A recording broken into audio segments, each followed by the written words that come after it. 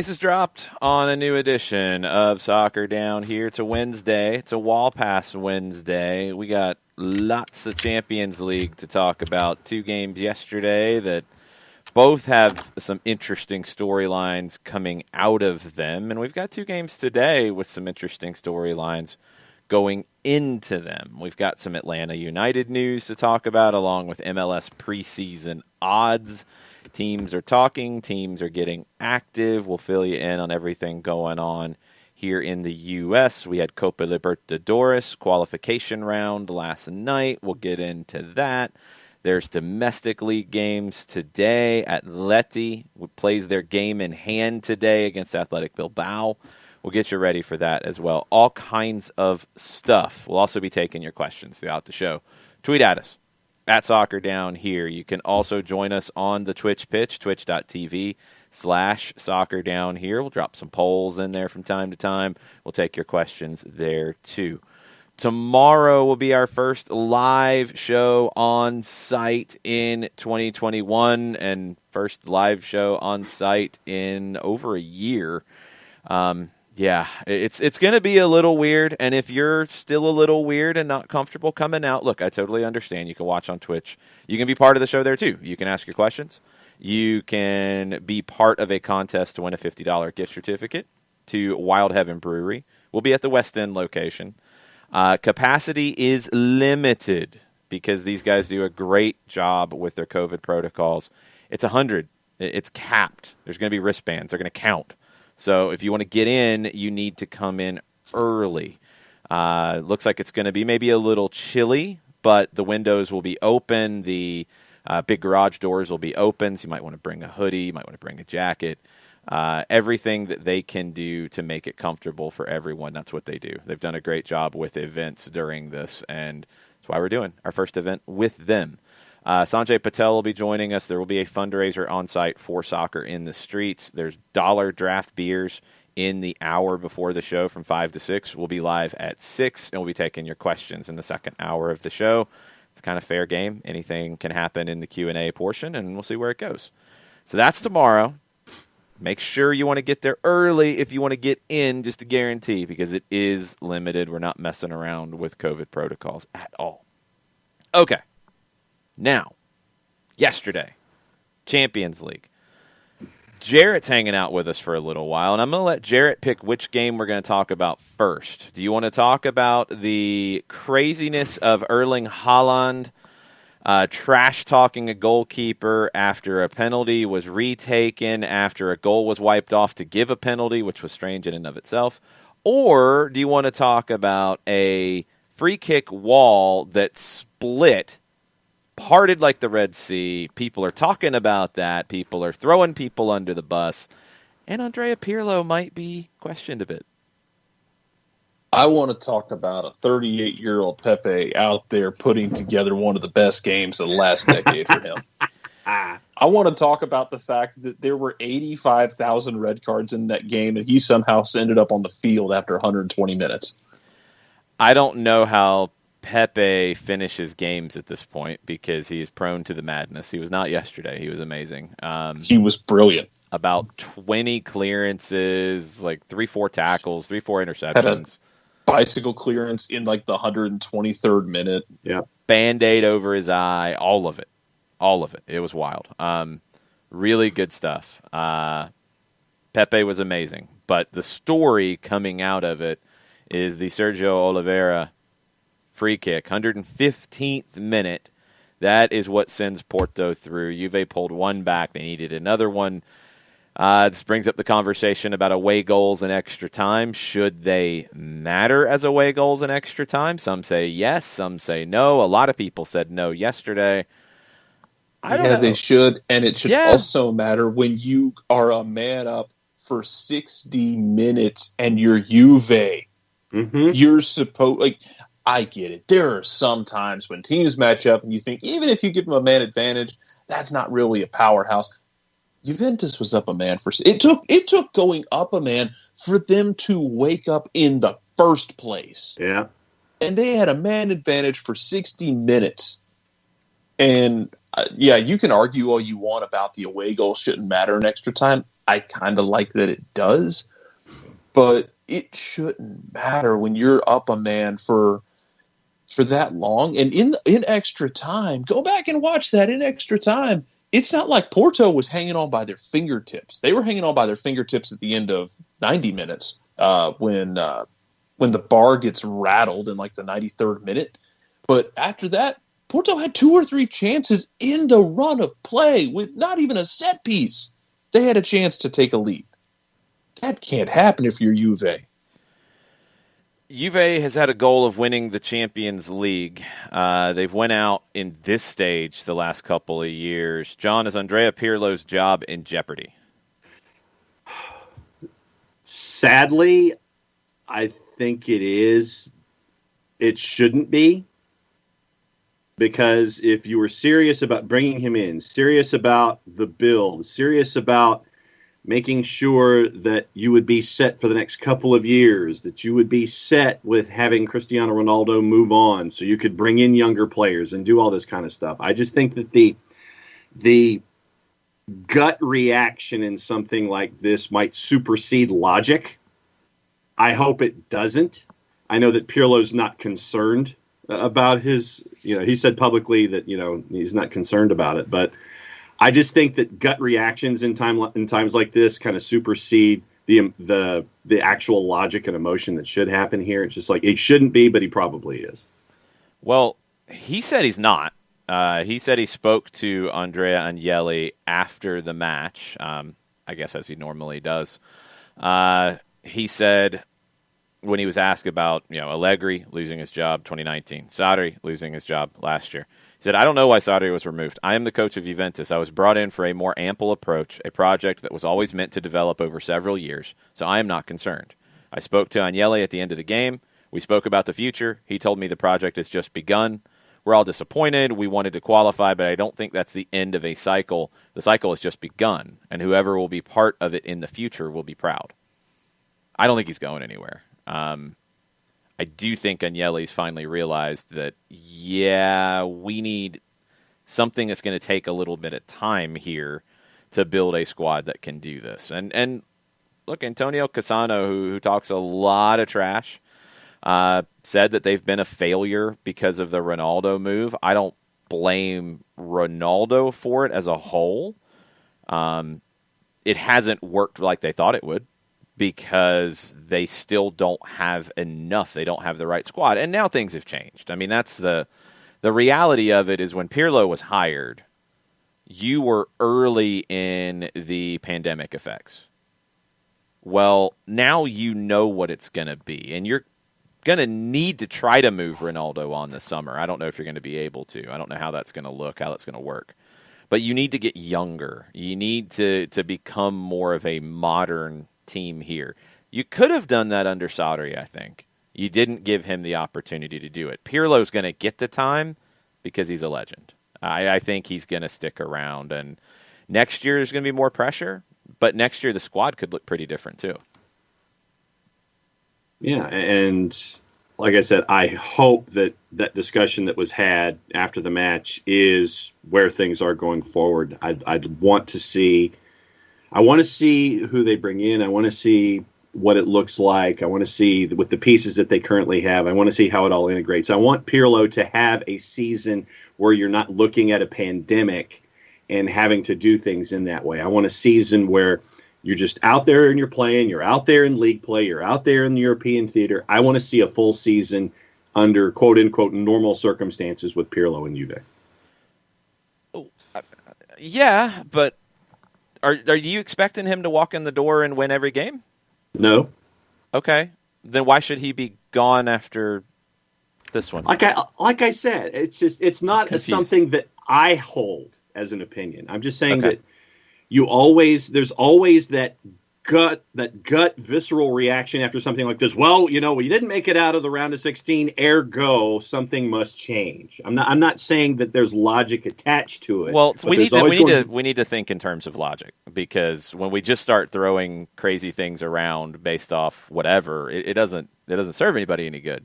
The logic here is they said it was a project from day one.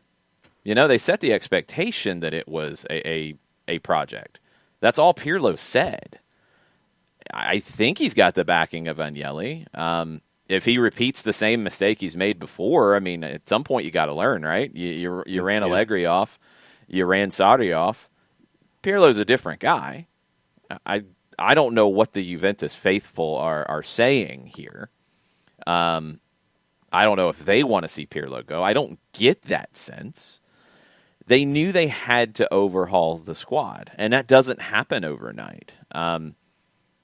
I think they're going to be a little more concerned about the league form than this. This is a disappointing game, but one game shouldn't see a project wiped away. And I don't think it will from what we've seen. If I remember right, the Sarri stuff about him being pushed out was happening before he was knocked out. I mean, that was happening early on. People were going down that road really, really early.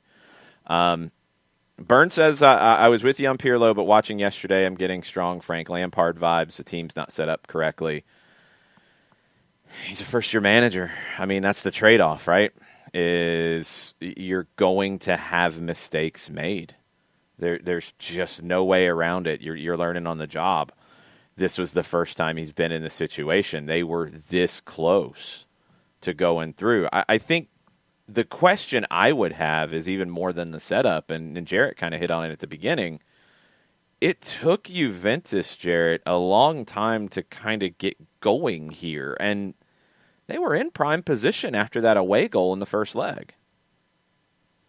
They were, and then you give up a penalty in this game. You're playing at home, and it took that red card for you to wake up. It shouldn't take that. Look, I know Porto isn't the same Porto team that's won 2 titles in Champions League. I get that. No. But that's still a very good team. You can't waltz through. You weren't playing you weren't playing some random team from Eastern Europe who got through here and can be a little tricky, but you should feel confident that you can beat them. It wasn't like, oh, this is the draw that everybody wanted. You can't go in there feeling like that, because they sure as hell Porto went into that game feeling like they could beat them. Mm-hmm. And for up until that red card, and then, Juventus literally trying to get everyone on Porto's team sent off for the next hour. I mean, it kind of felt like Juventus just, I don't know. I almost got the sense they felt like they were really on wobbly legs, just confidence-wise. And they were trying to find any way they could to get more of an advantage, which on one hand, yeah, you're trying to get an advantage, but at a point it becomes comical, and yes. Like you shouldn't need that much of an advantage if you're Juve. Right? I agree. I thoroughly agree. It looked juvenile at times with the 10 players running around like, oh, it's a yellow, give him a second yellow. Ah! It's like, come on, it's not a kid's game here. It worked. I mean, and it was a stupid thing to do. It was the right call, but the reaction was a little over the top. Now, I get you're trying to get him down to like 8 players. You're Juve. You shouldn't need to do that. And if you're this Juve who firmly believes that you are, a team that can win Champions League, then you shouldn't need that. And sure, it's great to have you get it. No one's going to say no to it. But, man, right now, Juve, y'all and PSG, please just go sit in the corner, which PSG is still in this thing, don't get me wrong. But, please just go sit in the corner with your destiny of Champions League finals and just work through some stuff. And you're going to have to approach this differently than PSG. And it sounds like the game plan is to approach this differently. Yeah, I think so. I mean, let's go into the sporting director's office for a minute in Turin and look at Juventus. So, Paulo Dybala is a player that has been linked with a move away. At 27, if you're going to get max value for him, it's probably now. He has had injuries. He's valued at $77 million. He's one of those guys that when the dust settles on the Mbappes and the Haalands, that maybe there's a market out there for Dybala. Manchester United's been linked to him. Cristiano Ronaldo at 36, this is the last opportunity you're going to have to move him on. I don't think you're thinking about a transfer return here, really. He could see his contract out, which, I mean, the guy's producing, I get it, but you can't fully be who you want to be with Ronaldo in your team. And Right. it's the one thing I'll give Pirlo a little bit of the benefit of the doubt on with the conversation that Baird has brought up in the Twitch pitch about the lack of organization. I don't know if Pirlo can really do what he wants. Just from the things he said, his stuff's online. I mean, you can go back and read his thesis on his coaching course. The thesis he had to write to get his pro license and all that stuff. That stuff's out there. And I think he wants to play in a way that is reminiscent of a lot of modern successful managers. I mean, there's elements of the German counter-pressing. There's elements of what we see with the Bielsa school, the Guardiola school. I think he wants to take it to another level, which is a little different for for Serie A. It's a little bit different mentality. You haven't seen as much of that there. Okay. You can't do that with Ronaldo, but Ronaldo scores goals, so it's this conundrum. It's honestly what the LA Galaxy dealt with Zlatan. It's like, yes, he's productive, he's scoring goals, that's great, goals win games, but how can you build a way to play when it's all about that guy, and it's all about feeding that guy?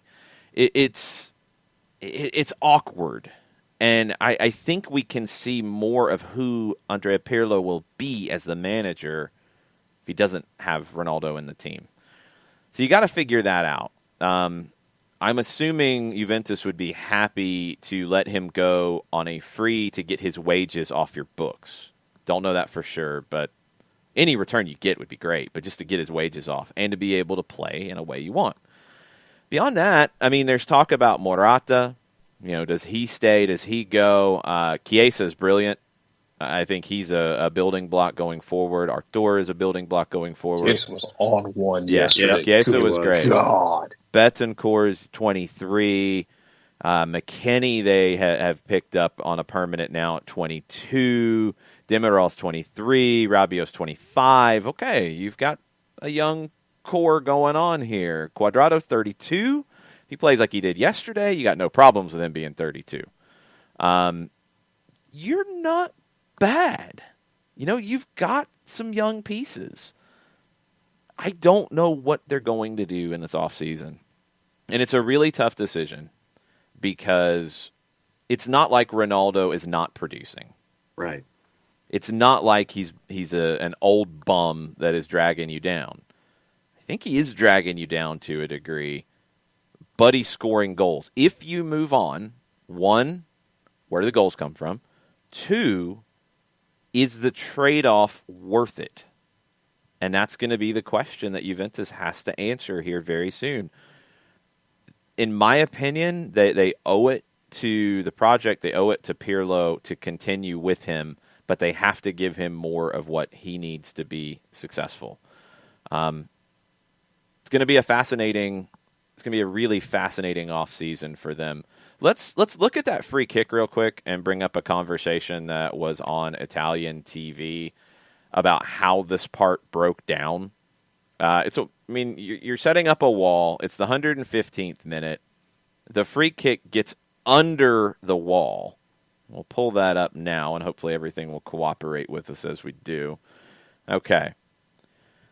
The free kick itself, you notice it gets under the wall. When they show the replay is what I want to get into here real quick. It's the structure. There were people who were blaming the goalkeeper here, and I don't think you can put any blame on the goalkeeper. He can't see it until very late. I'm not putting any blame on him. He sees it late. He still gets a hand to it. Mataflo and many others have said should have had someone lying down. If you're going to jump that way, sure, you should have had someone lying down. We'll get into that here in a second. The wall, look at it here. It splits apart. You've got people turning around. There is zero structure to this wall when the shot comes in. That's horrible. Yeah. That is horrible, and Chesney should be going up and slapping all of them after the goal is scored. Now, Fabio Capello was on Sky Italia. Ricky Ricardo says someone should always be lying down. Look, this is a new thing, y'all. People weren't lying down behind a wall until, like a year ago? Yeah. So I'm going going to back off a little bit of that. I mean, consistently about a year ago. About a year or so ago. Fabio Capello on Sky Italia said this: "Whoever is in the wall can't be a player who is scared of getting hit. It was a serious and unforgivable mistake. There are no excuses. When you're a coach, you speak to the players and say that whoever is scared should say so and they won't go in the wall." And this is Capello speaking at Pirlo. "Coach, you've been eliminated because you put two players in the wall who turned around when the shot was struck. It's not the goalkeeper's fault that it went in. Whoever doesn't face up to the shot without fear shouldn't be in the wall." And he was very specifically having a go at Ronaldo. And he should. There's no excuse. Now, this is from a goalkeeper who was one of the best ever to do it from the United States, Nick Rimando. Nick Rimando tweeted, "From the goalkeeper's point of view, jump toes down is what I always enforced. Enough that a ball can't get underneath. Have to find that balance that gives you the advantage in that play without giving up the easy goal." So if you're going to jump, first off, you don't turn around like we saw and what Capello said. Rimando, the goalkeeper, is saying keep your toes down to limit the space underneath. So you're not trying to jump as high as you possibly can. You're jumping to create a little more space there. Now the other way around it, and Kefsey says it's been about 2 years with the person lying down behind the wall in Italy. Okay, that's cool. With that part, you could jump higher, I guess. But then, for me, you had a man advantage if you're Juventus, okay, and this gives you maybe a little more leeway to put somebody lying down. I can buy that argument. But if I'm setting up the free kick and I see a team do all of that, 4 players in the wall and somebody lying down, that's 5 guys. They've got their goalkeeper as their 6th guy. They've got 5 other guys.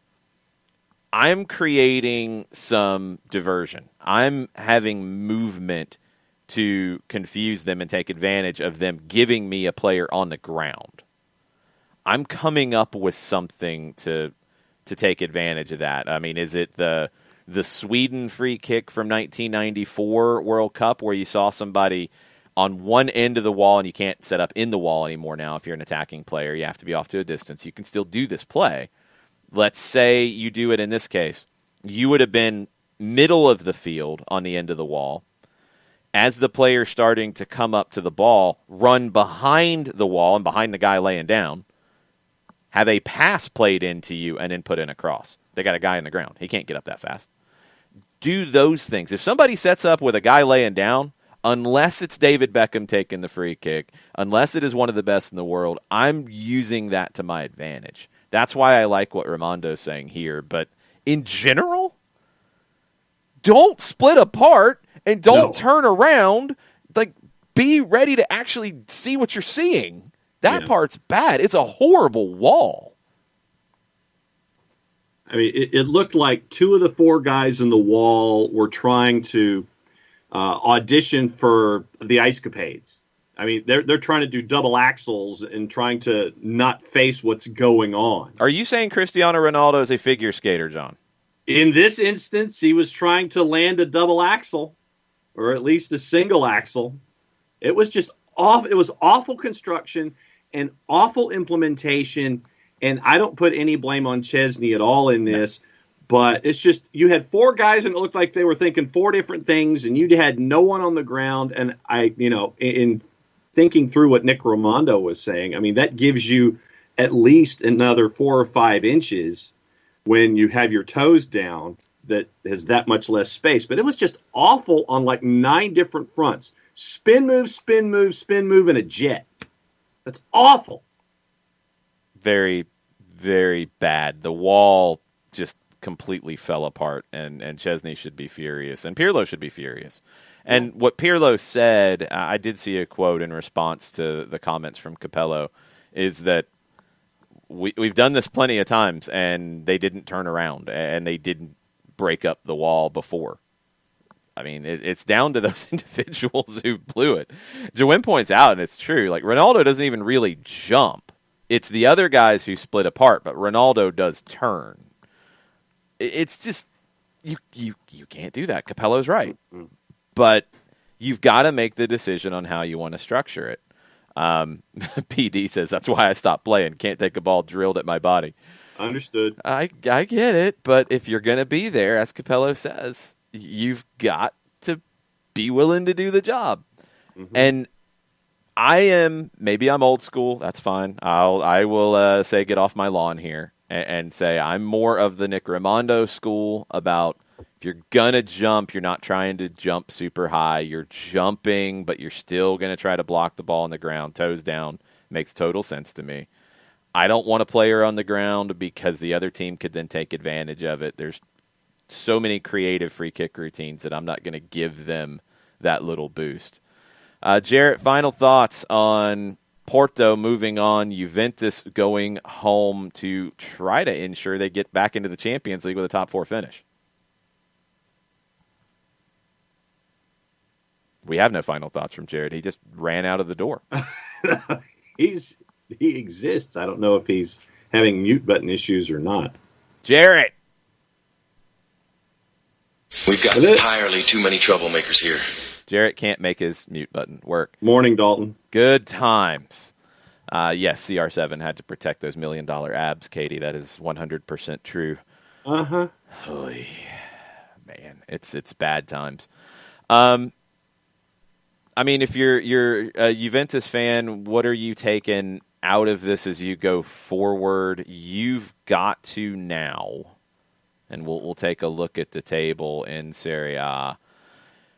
You've got to ensure a top 4 finish, and it's not a guarantee, although you're in a really good spot. You are 10 points off the top, but you have a game in hand. You're 4 points out of second. Milan's got that, but you've got a game in hand. You've got a game in hand on Roma, who's behind you 2 points back. Atalanta is in 5th, and that's the one that worries you. They are on 49. Napoli, it has the game in hand as well. They're even with Juventus on games. They're on 47, but they have their usual crises. Mm-hmm. Beyond that, Lazio's 43. Okay, so it's not a guarantee that Juve's in a great spot here. They go into the weekend, and they go to Cagliari, who has been poor and is in 17th, 1 spot out of the relegation. They host Napoli on the 17th midweek. That's tricky, and it feels like every game right now is a referendum for Gennaro Gattuso. Then you get a fortunate schedule for 3 games, and you can stack up points, and you have to. You host Benevento, you go to Torino, you host Genoa. Then the big game that could decide, is Juventus in a battle to go back to the Champions League? You go to Bergamo and you play Atalanta on April 18th. Mark that one down on the calendars now. That could be one of the most important games of the Italian season. You've also got a home match with Milan on May 9th. That could be an opportunity to maybe fix things later. If you go on a magical run here, if Inter falters, you host Inter on May 16th, the next to last week of the regular season. You finish at Bologna. You've also got the Coppa Italia on May 19th, where you play Atalanta. That's an opportunity for a trophy. But the game with Atalanta feels like one of the big games to look at here over the next month. Yeah, Nathan Pugh is in this morning. He says, color me an ignorant Bob, but I've watched Morata play for a few different teams. How is he still on an elite team? Define elite however you'd wish, but the old lady, as Drury constantly stated yesterday, is still elite. They're elite. They're Juventus. They're going to be elite for a long time. You don't become unelite after maybe not winning the league title for the first time in who knows how long and struggling in Champions League because it's a crapshoot. You do need to find ways to win some of these round of 16 games, though. That's a bit of a problem. Morata this year, he's got 16 goals in 32 games in all competitions. That's pretty good. 11 assists as well. 7 goals, 9 assists in 20 games in Serie A. 6 goals in Champions League in 8 games. That's why. I mean, he's producing. He's 28. Like, is he the guy to take you long-term here? Probably not. He will be going back to Atleti, at least right now, at the end of June, because he's on loan for this year. It's been a really good loan for Juventus. They get the way that all went down, Juventus tried to get Luis Suarez. They tried to help him cheat on a language exam. They couldn't get that done. So then Suarez goes to Atleti. Then it's like, well, hey, you got a guy that now isn't going to be a factor for you. Why don't you send him to us? We'll take Morata. And it's worked out. It's been pretty good. Maybe not as good as it would have been with Suarez, but it's been pretty good. If he goes back to Atleti, then you figure out what you do at that spot next season, which you might have a bigger thing to figure out is replacing Ronaldo, and you might have some wage room to work with to do that. And I'll be curious to see. I don't see Juventus spending on the Mbappe type of transfers, but is there a player below that? Yeah. Is there one of these free transfers that they say, that might be the one that works and actually fits the way that our manager wants to play? We will see. Juventus out of Champions League. Sevilla out of Champions League. Dortmund moves on after a couple of weird sequences in this. Erling Haaland is ridiculous, and as so many people are saying, I mean, he's going to define European football at the club level for at least a decade. I mean, it's absurd. 19th and 20th goals in Champions League plays, played 14 Champions League games in his career. Ridiculous. 2-2 draw for Dortmund. It was a very late goal for Sevilla to get the 2-2 draw on the day. Dortmund goes through 5-4 on aggregate. The whole sequence with the penalty and the VAR, and then the VAR again, and then the retake, just what? Yeah. Goalkeeper's off his line, like that part, yes. The goal being pulled back for a foul before felt a little strange and weird, but anyway. Then the sequence that I thought the commentators explained really well because you missed it watching it. When the goalkeeper made the save, Bunu, when he made the save on the one that then was retaken, he was talking a little bit of trash to Erling Haaland. He was talking a little bit of trash. So when Erling Haaland scores on the retake, he was talking a little bit of trash.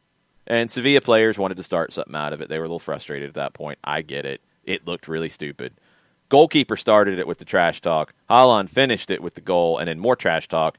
He says he doesn't even know what he was saying because the goalkeeper was yelling stuff at him that he didn't know what it was. He just yelled it back at him after the goal. Okay, I haven't heard what was said, so I hope Erling Haaland didn't say something that he shouldn't have said and didn't know that he shouldn't have said it, or maybe he knew and he's saying he didn't know. I don't know. He's absurd. Fastest player to 20 Champions League goals in the history of the competition, doing it in 10 fewer matches than Harry Kane. That's bonkers. 14 games, he scored in 12 of them. Bonkers. It is true, and they managed it okay, Johannes. I mean, I saw some of these attempted patadas. They were going after Erling Haaland after the penalty goal. Like, Sevilla was pretty much resigned to the fact they were going home, and they were like, well, let's try to injure this guy who's just been killing us. He's okay. It happens sometimes in games. You got to manage yourself. And that's the one thing I would say about the trash talk from Haaland after the goal. I understand why he did it, but when you've got to know the situation, you've got to know who you're facing here.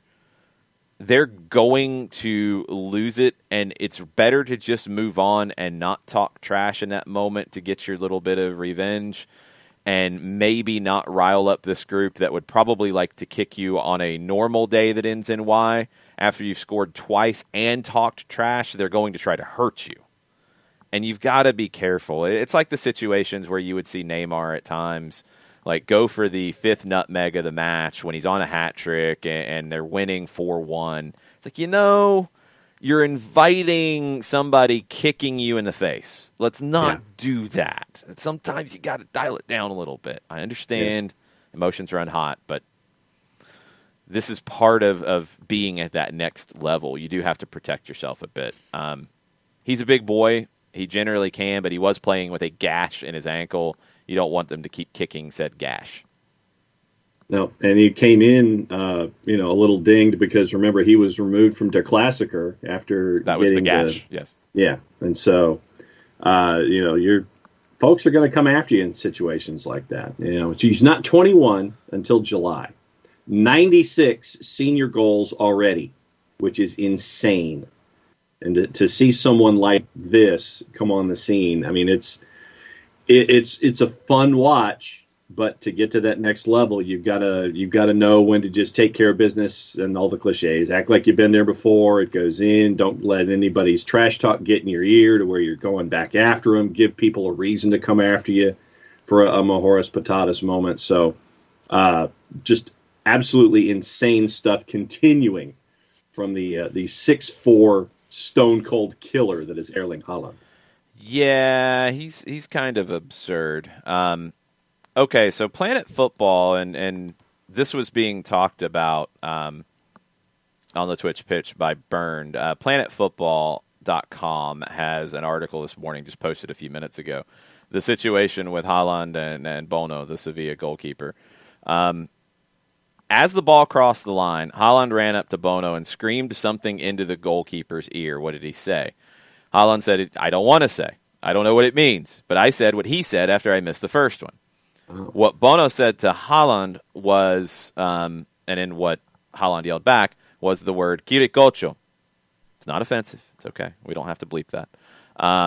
Juan Sebastian Perez on Twitter, journalist, brought it up. Now, this is a long and drawn-out historical thing. We will try to explain it as best we can. Kirikocho was a fanatical supporter of Estudiantes de La Plata in Argentina. This is during the 60s, 70s, 80s when they were at their heyday. They're winning Intercontinental Cups. They were huge. He was such a big fan and so well known at the club, he would attend training sessions. Every time he attended a training session, an Estudiantes player seemed to mysteriously get injured. Now, Estudiantes manager in the early 80s, Carlos Bilardo, who went on to win the World Cup in 86 with Argentina, he played in those Estudiantes teams in the late 60s. They were the masters in the late 60s of the anti-football movement. Argentina, I know this is a long, drawn-out thing. Just bear with me here for a minute. I'll try to explain all of it. So Argentina has had a battle in their football soul really since you're probably going back to like the modern start of the league, where our football, that was the mentality, and it was very open, flashy, scoring goals, skill, technique, flair. It was all of that. Okay, then you had some teams that couldn't do that, and Estudiantes was really the first to have a ton of success being the opposite.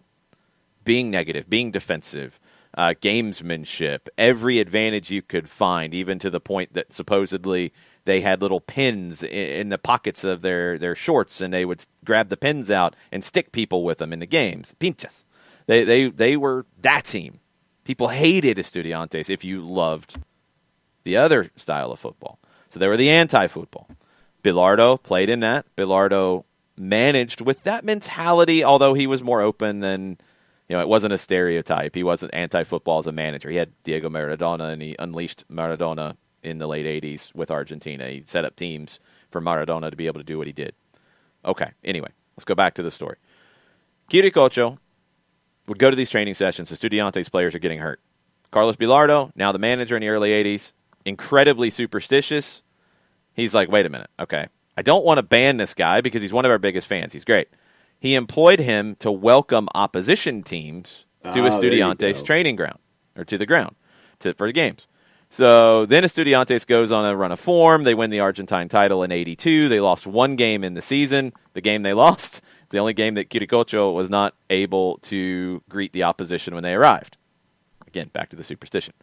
So the story spread.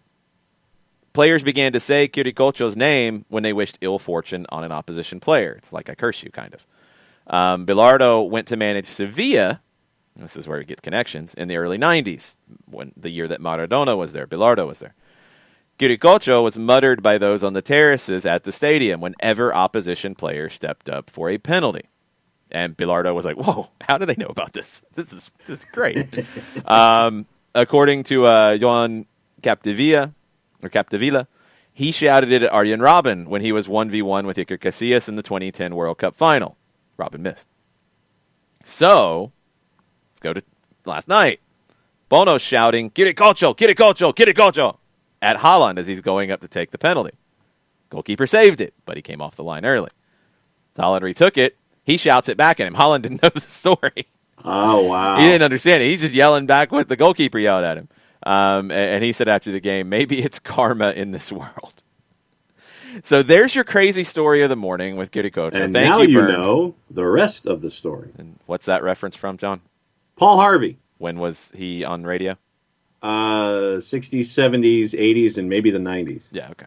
So nobody, except for maybe 3 people, understood that. But it's good to know. It's good to know the backstory. Yes, it's good to know the backstory. That's the whole point of telling the story. It was the reference that I'm like, wait a minute, you kind of killed the whole story there. Did not. People didn't know what it was. They had no clue what you were talking about. It's crazy though, and superstition in the game is massive. Superstition in Argentina is even more massive, and the fact that an Argentine superstition made its way to Sevilla, made its way to a World Cup final, made its way to this. And then you've got a Norwegian yelling about an Argentine superfan at a goalkeeper who tried to employ it as a curse. Yes, there you go. Yeah. Madness, crazy, weird stuff. And thank you, Planet Football, and thank you, Baird, for bringing it up so we could dig into that today. Dortmund moves on.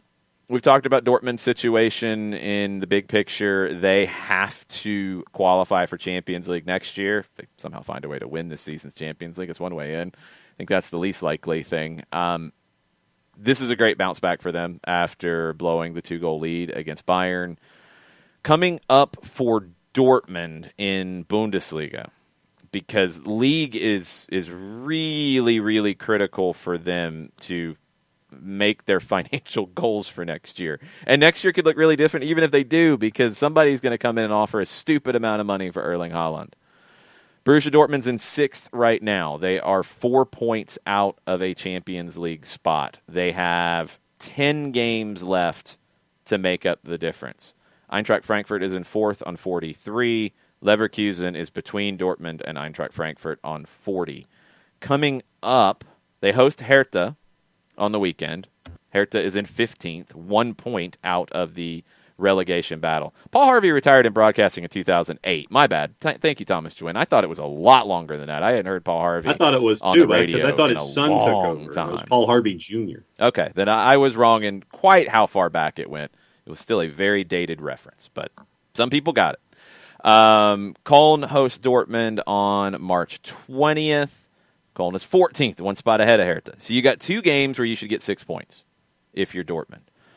Then their big one to circle is where they host Eintracht Frankfurt on April 3rd. That's a huge one coming off of the international break. So Dortmund has work to do, but they have a lot of momentum. Let's talk about the games today. Both maybe not as much drama coming in, but you never know what happens in these. Barcelona is 3 goals down. They gave up 4 goals to PSG on the road. 4-1 is what they trail going into Paris. Of course, the PSG Ultras were lighting off fireworks and going crazy last night and trying to keep the Barcelona players from sleeping. PSG is a massive favorite to get through. No Neymar. Angel Di Maria could start in place of him up front with Mbappe and with Icardi. Mbappe had the hat trick against Barca last time around. Barca, no Gerard Piqué. It is expected that Ronald Araujo is out as well with a left ankle injury. Barca's been playing well. Unbeaten in 16 in La Liga. They got to the Copa del Rey final with the incredible comeback against Sevilla. That was a 2-goal comeback. This is going to need a lot more than that. However, if you remember, 4 years ago, now, it flipped. The sites were flipped. First game was in Paris. PSG won 4-0. Second game was in Barcelona. Barcelona won 6-1. They got through. Shocked the world. Now it's flipped, and the degree of difficulty has gone up. It was a 4-1 loss at home for Barcelona in leg 1. Now they got to go to Paris. If they win 4-1, you're going to extra time. If they want to get through, you've got to win by 4, and it means you've got to score 4 goals at least in Paris. It is more than likely over. Because of what happened 4 years ago, I'm not going to say it's 100% over. Modaflow says it's over. I'm not going to say that. Okay. Lionel Messi is playing. I'm not going to say that. PSG have won 4 in a row in Champions League play. The thing that makes it difficult for Barcelona is they've scored at least 3 goals in their last 3 Champions League matches. You give up a goal, then you're looking at like 5 and 6 goals you need, and woof. However, PSG did lose in their last home match 2-0 to Monaco in league play.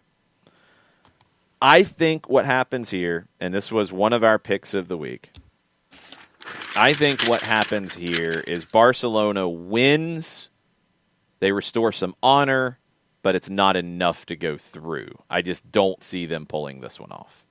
Yeah, I'm right there with you. Here's your juice boxes with a little added bonus from Bet365 for the match today, and it has changed while we've been talking about it. PSG is now a plus 161 on the day. Your draw is a plus 296 on the day. Barcelona is a plus 149 today only. To qualify, courtesy of our friends at Bet365, PSG is a minus 3,300, Barcelona a plus 1,400. Plus 1,400, you say? Yep. You got anything in the back of the fridge? I'm sure I could find one if I had to. I might keep it, though.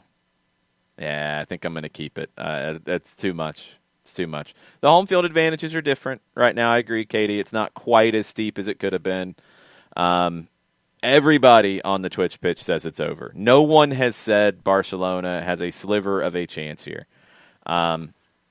Will, you are speaking of things that we don't talk about around here, but I will let everybody know so they don't talk about it again. Oh, no. Will says, I remember it being compared to a certain NFL game that also happened that spring, and that's how I learned the rules of two-leg ties. Will, we don't talk about that certain NFL game anymore around here, and you are cruising for a second yellow card. You get a yellow now, and you are cruising for a second if you bring that game up again. Cruising for a bruising. Yes, thank you, John. That was the worst birthday present ever. Thank you, Atlanta Falcons. 5-3 global is what Modaflow's going with. Katie says it's a steep hill to climb. J-Dub says he'll do the bruising, so there you go. Yeah, bad memories. Bad memories. I'm taking Barca to win today, Sean. Yes. I am taking Barca to win today 3-2. They win the game, they play well, they make it competitive, they get an early goal, we have some fun. They don't do enough to go through. Sam Williamson is the one who's going to go out on that limb. Barcelona wins 10-0 in advance. I have spoken. Sam, you might want to put down the drinks this early. It's a little early. Hey, Sean, don't be talking trash about my picks, man. I've been pretty good in the last week. I had a really bad run. Really bad run. You had but you crushed it this past weekend, though. Yes, I got the Der Klassiker trifecta. I didn't, of course, put any juice boxes on it. I should have. But I got the goal scorers, how many they would have in it, and I got the result, final score. Yes, the hot trash reference, DM Tim, but everybody in the world was saying Boca was hot trash. They were hot trash up until that point. 100% hot trash. They figured out maybe they could cool the trash down and then maybe actually get rid of the trash. Good for Boca. We'll see what happens this weekend. But I've been doing pretty good. So, Sean, you can take that for whatever you want. Ricky says if I'm taking 3-2, it'll be another 4-1 PSG. I see how it is around here. No, it's cool. That's cool. Oh, wow. That's cool. I see how it is. It's all good. It's all good. I'll go take my 3-2 and maybe put a juice box on it. Maybe I'll be celebrating. I see how it is. We have been hoodwinked, bamboozled, led astray, run amok, and flat out deceived. Stephen A., I don't need you chiming in either on this. That's not cool.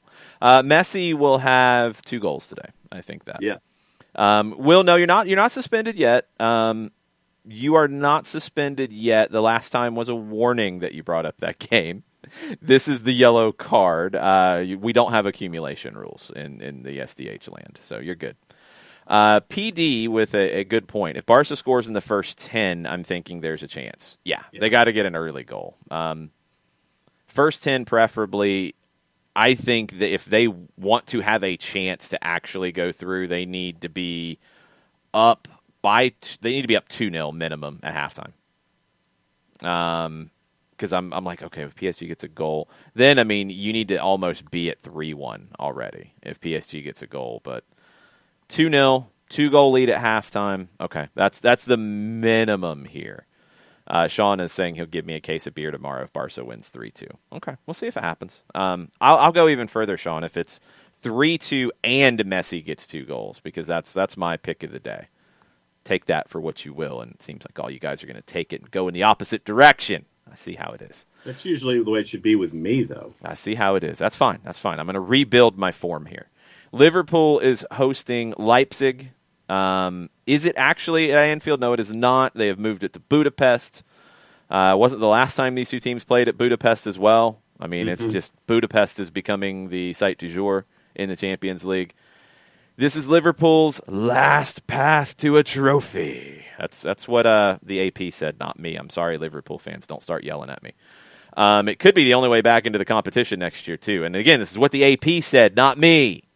I'm not saying this. I'm not trash-talking Liverpool. Quote the Associated Press. These are things the Associated Press is saying. They also said, and I'm quoting the Associated Press here, a 7th European Cup could also be the only way back into the competition next season after mounting a Premier League title defense so pitiful that the team is 7 points from the top 4. The Associated Press said that. Not me. Go look it up. They used the word pitiful. Harsh. Liverpool's lost 6 successive at Anfield, so they might be happy that it's not at Anfield. It's at Budapest. Mm-hmm. Leipzig, though, everybody's like, they're 2-0 down. They're 2-0 down. In the last 9 games, they've won 8 of them. The one time they lost was the 2-0 to Liverpool. Sabitzer, horrible. Mukiele, horrible. Like, giveaways. That's why Liverpool won that game. That's the best Liverpool has looked, which wasn't all that great. They took advantage of mistakes. I said that, not the AP. They took advantage of mistakes. They punished Leipzig. Leipzig couldn't get anything else out of it. Leipzig has won 4 straight in the Bundesliga since that game. They are confident that they will get rid of these mistakes. They have conceded at least 2 goals in their last 3 Champions League matches. That's not good. Liverpool, although they've been, according to the Associated Press, pitiful, has had 6 clean sheets in the last 8 Champions League matches. That's pretty good. Defense has not been so great in domestic play. It's been good in Champions League. What are the juice boxes saying about Liverpool and Leipzig? Pretty much dead even across the board. Liverpool is a plus 164. Your draw today, and this is just today's result, your draw today a plus 259, Leipzig a plus 163, and Bet365 qualification numbers have Liverpool at a minus 700 to qualify, RB Leipzig at a plus 450. Qualification numbers get tricky. It is not out of the realm of possibility for Leipzig to get through. Liverpool should be able to do what they need to do here, but they should have done things in other games in this poor run of form that they didn't. So I am very skeptical of Liverpool today. What was just the straight-up win number for Leipzig? Straight-up win number for Leipzig was plus 163. Okay, and then the advance number was plus 4 something? Plus 450, and the method of qualification, I have numbers on those as well. The method? Ooh, fancy. Whether 90 minutes extra time or penalty. Ooh, give me those. Liverpool's method of qualification in 90 minutes, just getting everything squared away in regulation, is a minus 550.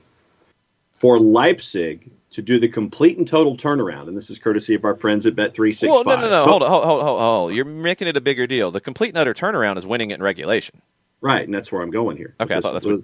Okay, go ahead. Leipzig is a plus 550 for the complete turnaround to do it in 90 minutes. Right.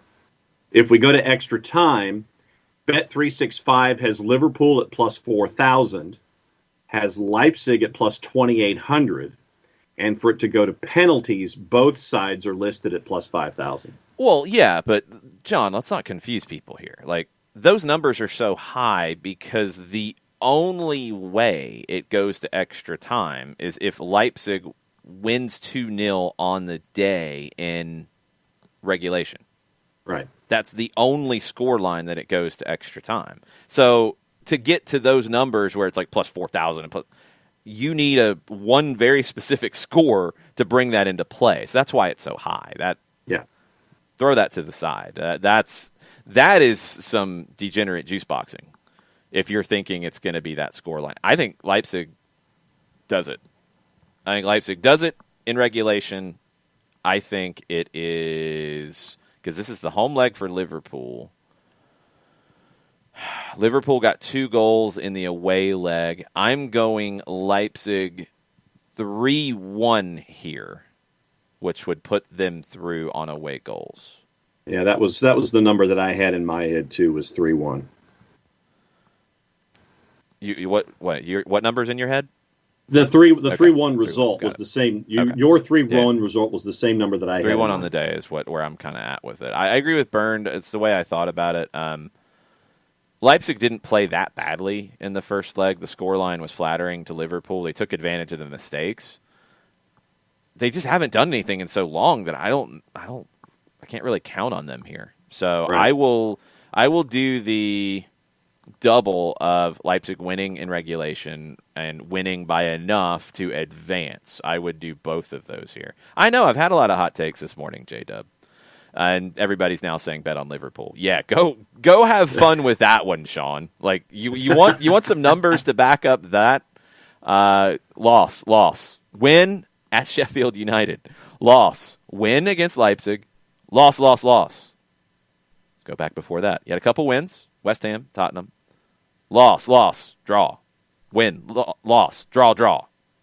We're back to the beginning of the year.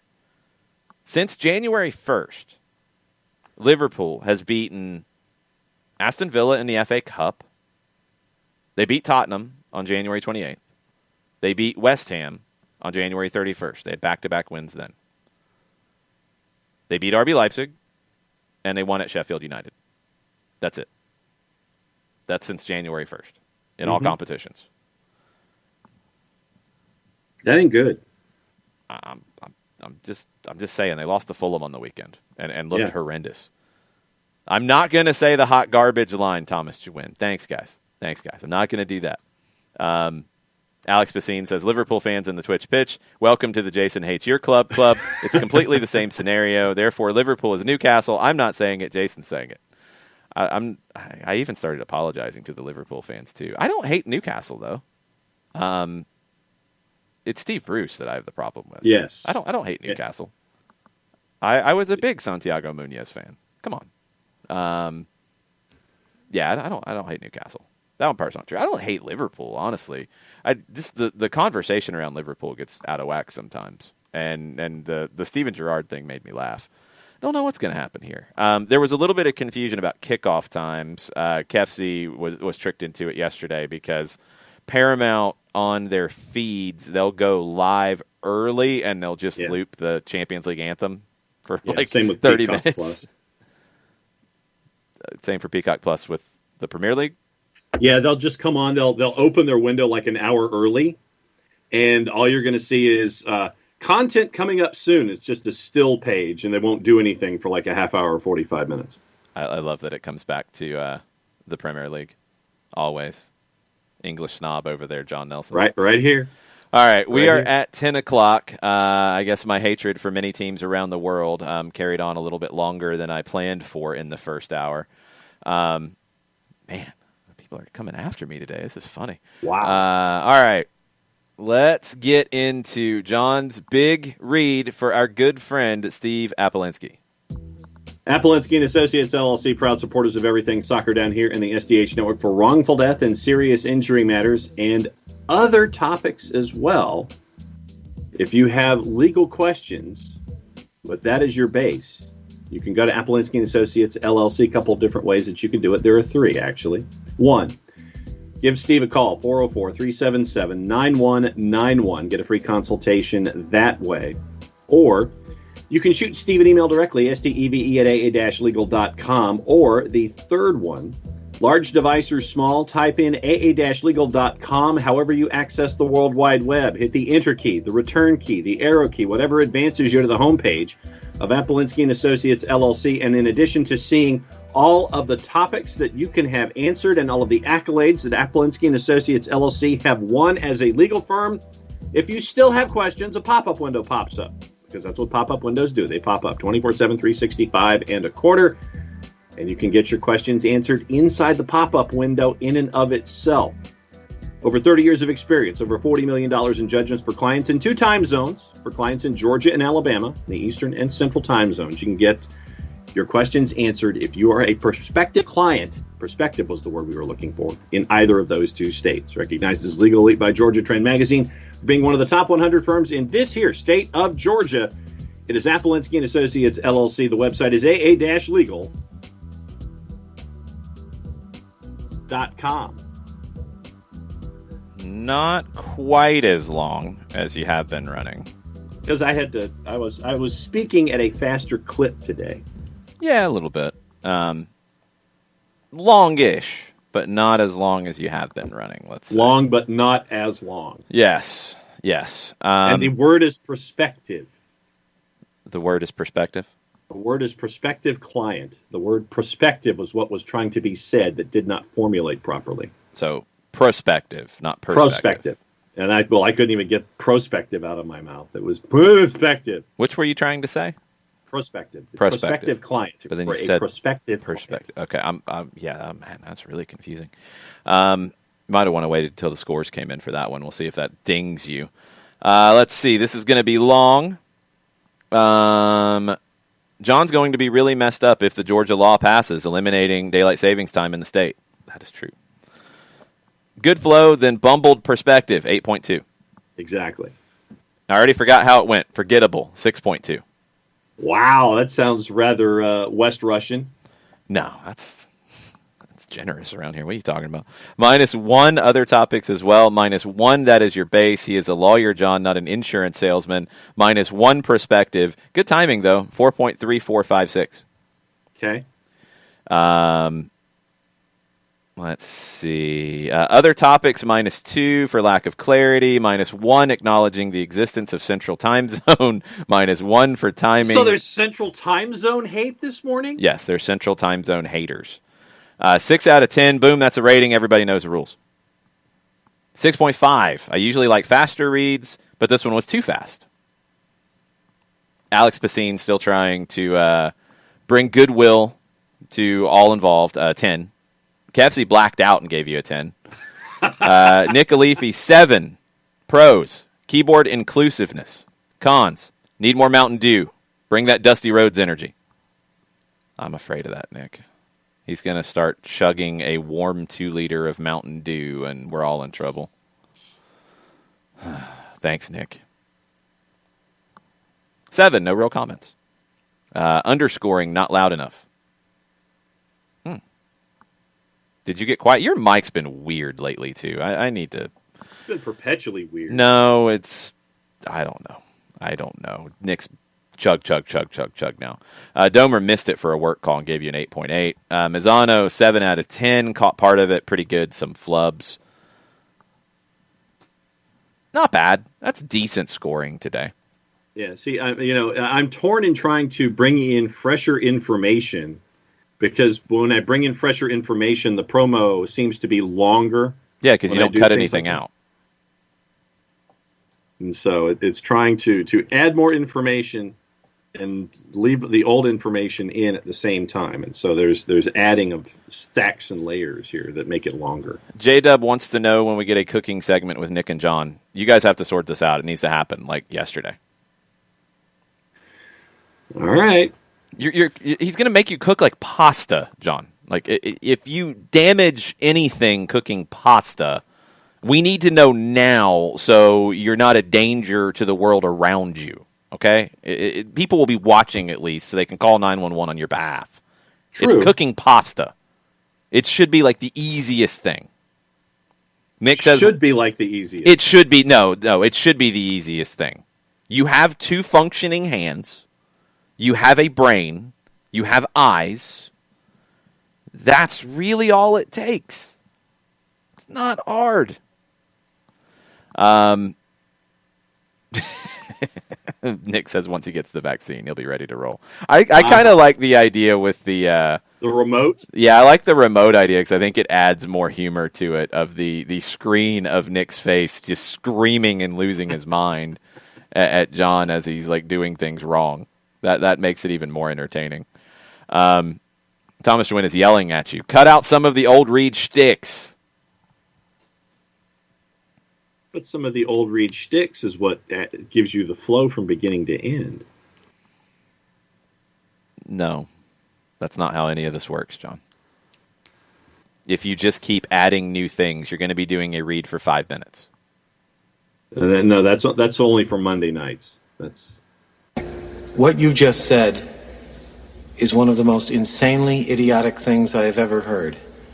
I mean, I put up a poll while John was doing his read. Which team do I hate the most? And it was a pretty good split, so I guess I hate a lot of teams. Brighton was the narrow winner over West Brom, and Liverpool. Over Caicedo Gate? Yeah, I think if I had to pick one that I was angry with as a club, yeah, Brighton is probably the one. West Brom, it's because of Big Sam. Liverpool, yes. It's not that bad. It's just sometimes the plucky upstart gimmick gets a little tired. Newcastle, I don't really hate at all. It's because of Steve Bruce. He drives me insane. So that's where it stands. On this day in the soccer world, in 2007, there's a 3-3 crazy draw between Barcelona and Real Madrid in El Clásico, and a 19-year-old kid named Lionel Messi had a hat trick in that one. 19-year-old Lionel Messi hat trick against Madrid. 2007, they probably need a hat trick 14 years later in the Champions League today against PSG.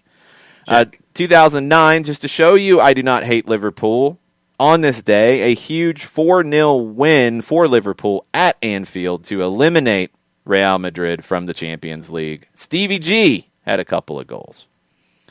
2019, a stupid, moronic idiot jumped out of the stands to punch Jack Grealish in the head. Luckily, he missed and got him mostly in the neck with a forearm. In the Aston Villa derby with Birmingham, Grealish went on to score the winning goal and eventually lead Aston Villa to promotion. That is called revenge. Mm-hmm. Very nice. Birthdays today. 1994, Nikita Paris was born. One of the best players from England. Really exciting winger for the Lionesses. She's a vital part of, I would assume, Team GB this summer in the Olympics. 1988, Ivan Rakitic. And 1981, possibly the greatest ever African player was born. And there's debate about this. Didier Drogba would be in the conversation. I mean, you can go further back to Roger Mila. There's going to be a bunch of names that come up in this conversation, but a lot of people think it is Samuel Eto'o as the greatest ever African player. He was born on this day in 1981. And a big one for Domer, 1905, Chelsea Football Club was born. They are celebrating their 116th birthday today. Music things on this day, because we always like to drop these in because they entertain me from time to time. 1991, a band went on the radio in Seattle and said they were changing their name, and they are still doing their thing today. The band at the time was named Mookie Blaylock. Yes, after the basketball player. Mm-hmm. They changed their name to Pearl Jam. Probably worked out for those guys. That was a good decision. Heard of him. Mookie Blaylock was a great player, don't get me wrong. But Pearl Jam changed their name. They announced they were changing their name anyway on this day in 1991. 1983, the second most successful American Idol of all time was born in Oklahoma, Carrie Underwood. I think Kelly Clarkson's got to be the most successful American Idol of all time. I don't think the show probably would have lasted as long as it did if she hadn't won it first. You're turning your head sideways, like you're considering that it could be somebody else. Well, I was considering either Carrie Underwood over Kelly Clarkson. That's what I was. I don't even think it's a competition. And Carrie Underwood's had a great career, don't get me wrong. I don't even think it's close. What's your favorite Carrie Underwood song, John? Really not a Carrie Underwood. Not a fan? person. Just don't even like it? No. I don't listen to country music. Don't listen to country music. Okay. Mm-mm. John's a hater. No, I thought you were going to ask me about Pearl Jam. I was ready for that one. Oh, well, what's your favorite Pearl Jam song then? Two, WMA and Rearview Mirror. WMA is not one of my favorites. Rearview Mirror is good. I'll go Corduroy. I will go Black. And I will go off the board from the single soundtrack with Breathe. Yes. Or no, sorry, Breath. My bad. Yeah. I always mix this up. And that one for me because of its use in the Castle TV series. Oh, I didn't know that. Breath. Thank you. Sorry, Alex. Yellow Ledbetter is one a lot of people love. State of Love and Trust from the single soundtrack is one a lot of people love. I love the unplugged version of that. If you are having a hankering for Pearl Jam today to celebrate their name change, 1991, go pull up the unplugged performance. It's one that doesn't get played enough. It's short. It's only like 30 minutes. But it's incredible. It's one of the best unplugs ever. I don't know why it didn't get played more. Incredible. Strummer asks, favorite American Idol participant? And that changes the whole conversation. There's a bunch of years where like the best person ended up not winning it. It's still hard to beat Kelly Clarkson for me. I mean, she's made an unbelievable career for herself, and she's good, and she's an incredible singer. I told you all a while back, my guilty pleasure lately has been her covers on her talk show, because she picks some interesting songs to cover from time to time and does a good job with it. The other birthday on this day, 1972, Timbaland was born in Virginia. Do you know who he is, John? No. You do not know who Timbaland is? I mean, as you describe it, I could sit there and go, "Oh, okay, hint." You have no idea when I say the musical figure known as Timbaland was born in Virginia in 1972 on this day. Not off the top of my head. You can't even come up with a reference. No, the only thing I would think of are the boots that I wear when the weather gets bad. Those are Timberlands. This is Timbaland. Yeah. Nothing? Like, you don't know what he does? I mean, like, it's, if once you explain it to me, I could sit there and go, oh, yeah, but not off the top of my head. Man, it's disappointing. Very disappointing. Incredible producer. The work that Timbaland did with Aaliyah was, I think, groundbreaking in R&B at the time. He did stuff as an artist, too, which is good. J-Dub's impressed you own Timberlands. He's like, you're that hip? Well, it was Timberlands and Merrells. Merrells seem to disintegrate after a certain period of time. Never heard of Merrells. And Merrells are what I have right now. For what? Just shoes? Boots? Okay. Never heard of them. I'm trying to think of other things for Timbaland for you. I mean, he's produced so much stuff and so many massive hits. Missy Elliott, ton of stuff with Missy.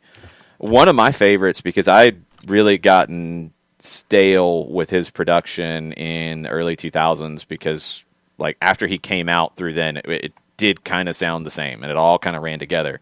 The stuff he did for Bubba Sparks' second album, incorporating fiddles and harmonicas and like a kind of bluegrassy country vibe into a hip-hop record. It's really cool stuff. The Deliverance record is unbelievable. Yeah, I've never heard of Merrill Shoes, Thomas. I'm sorry. I will give John grief about never hearing of big-time producers in the music world or other stuff. I have no idea what Merrill Shoes are. In March 2020, Timbaland, along with Swizz Beatz, launched the highly popular Versus Instagram webcast series. Yes, he did. I might need to just keep giving you things to read from time to time in that realm because that's hilarious. He did, and that was kind of a good idea. That's worked out pretty good. Timbaland did a bunch of big stuff with Justin Timberlake that you've probably heard, John. Yeah, and that would be, if with the stuff with Justin Timberlake, if you sat there and say, "Oh, well, Timbaland produced that," I'd be like, "Okay, cool, all right." Yeah, John is really good at looking. As an R&B producer, created a distinctive rhythmic sound using break beats, which break up the smooth flow of tracks to create moments of tension and release. Yes. Okay. Jagged is kind of the word that comes up for me with Timbaland. Like it's jagged, the track. It's like stop-starty, and it was. I mean, it's a signature sound of like 90s, 2000s hip hop R&B.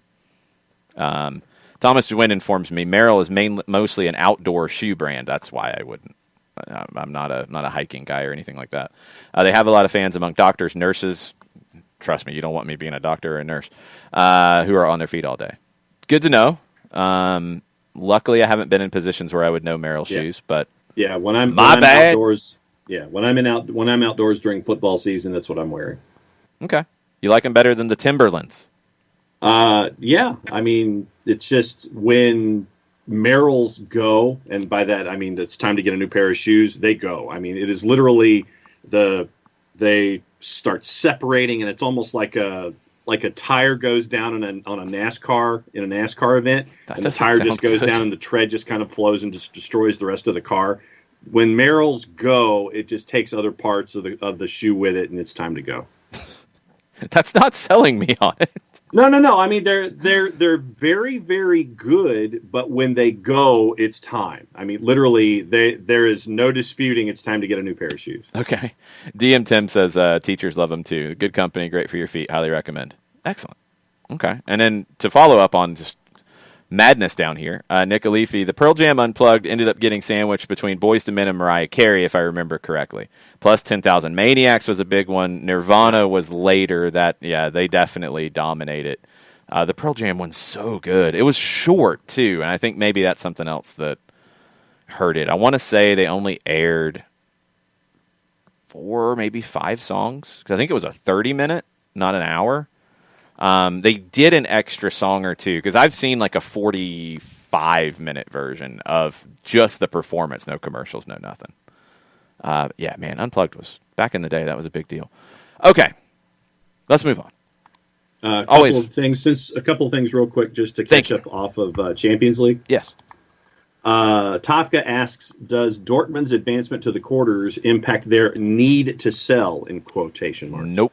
Doesn't change it at all. I mean, you win prize money, but they got to get into Champions League next year. That's their number one reason that they would need to sell. And just because they might want 150 or maybe more money for Haaland now as opposed to 75 in a year.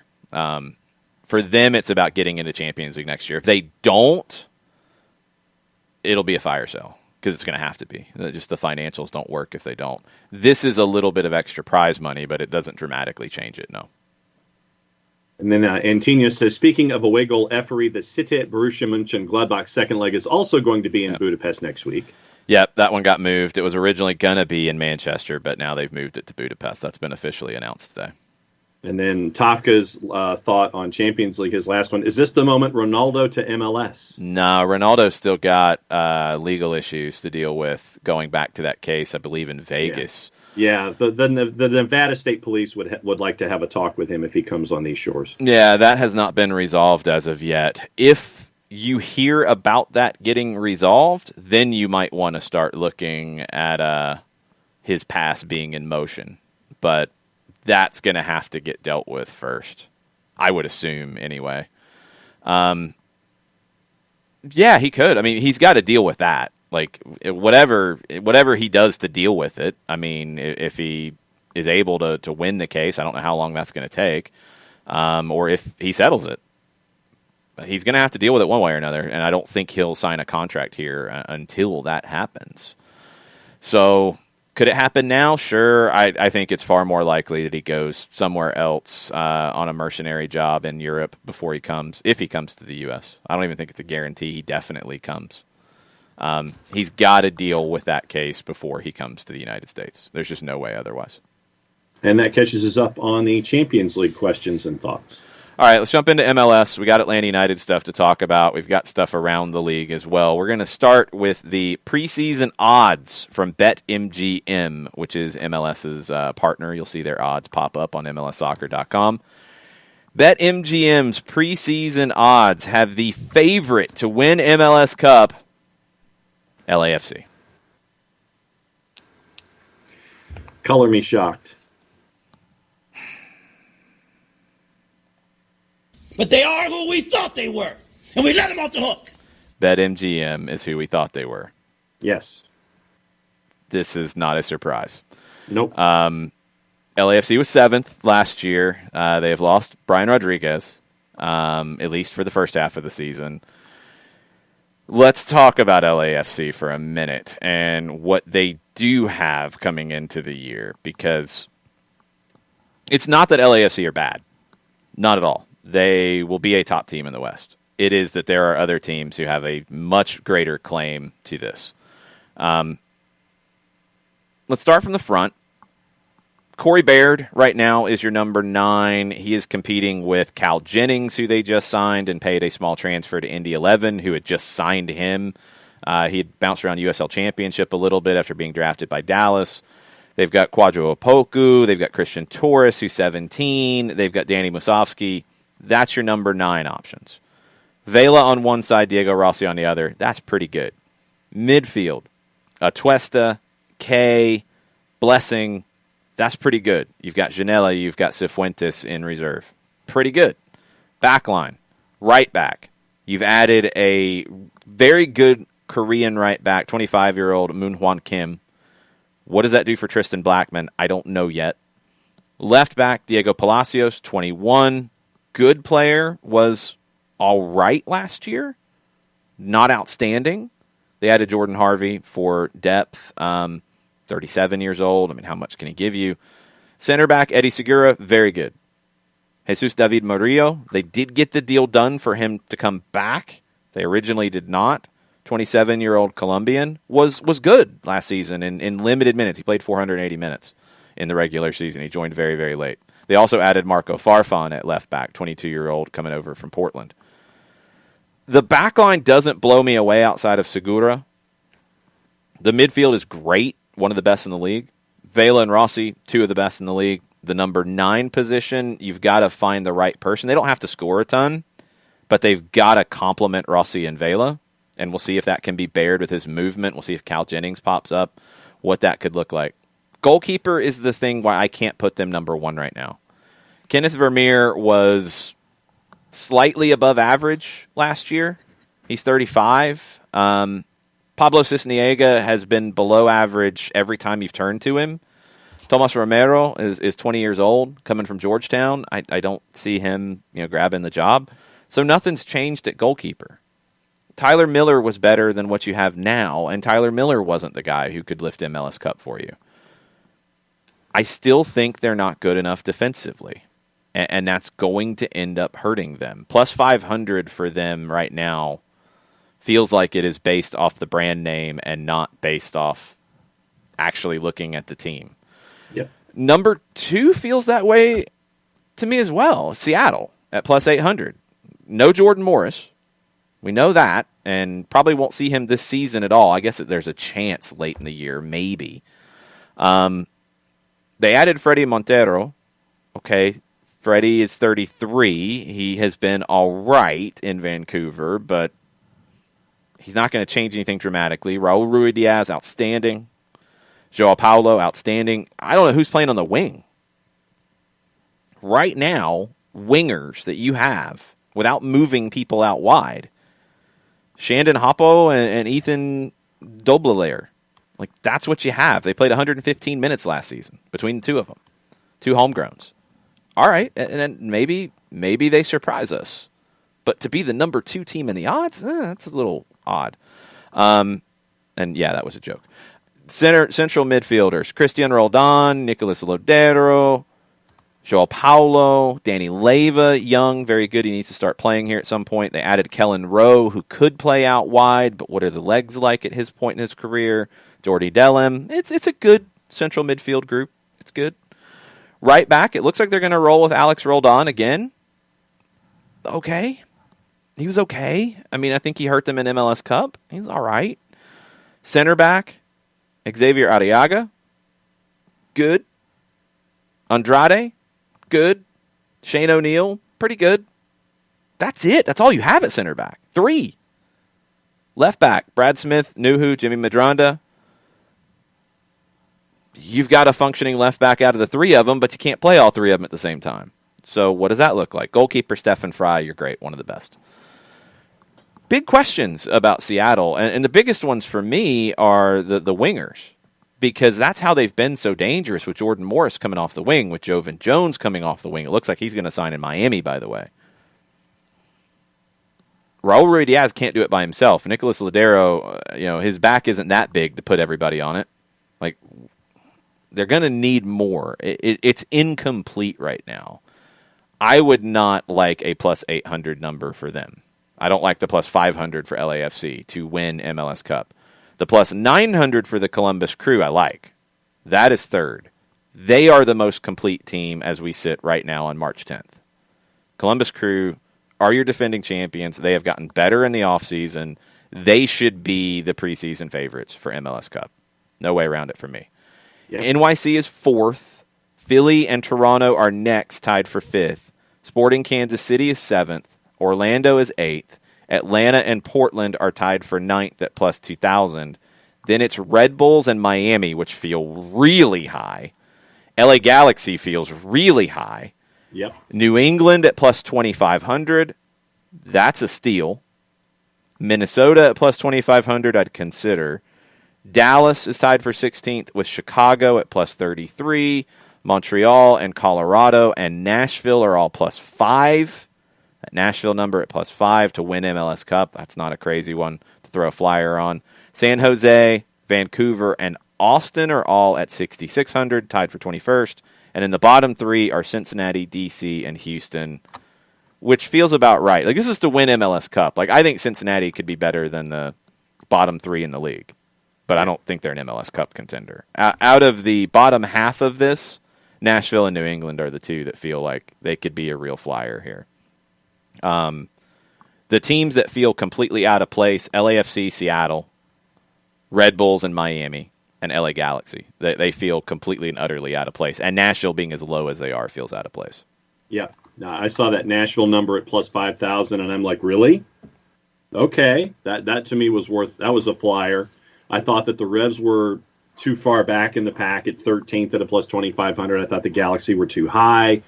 Obviously, Atlanta United at plus 2,000. I thought that they're lower. I think they should be higher. NYC at 4th at plus 1,000. I'm fine with the Atlanta number. I'm fine with where they are. You're coming off a bad year. Yeah, you're getting Joseph back, but you've got a new manager. You've got a lot of new faces. Like, being tied for 9th, that feels about right. Yeah, I'll take it. No, it feels right. Like, it's not about taking it and saying it's a good number. Like, it's a good number. Yeah, I think Atlanta could be at a point at the end of the season to win MLS Cup. I absolutely do.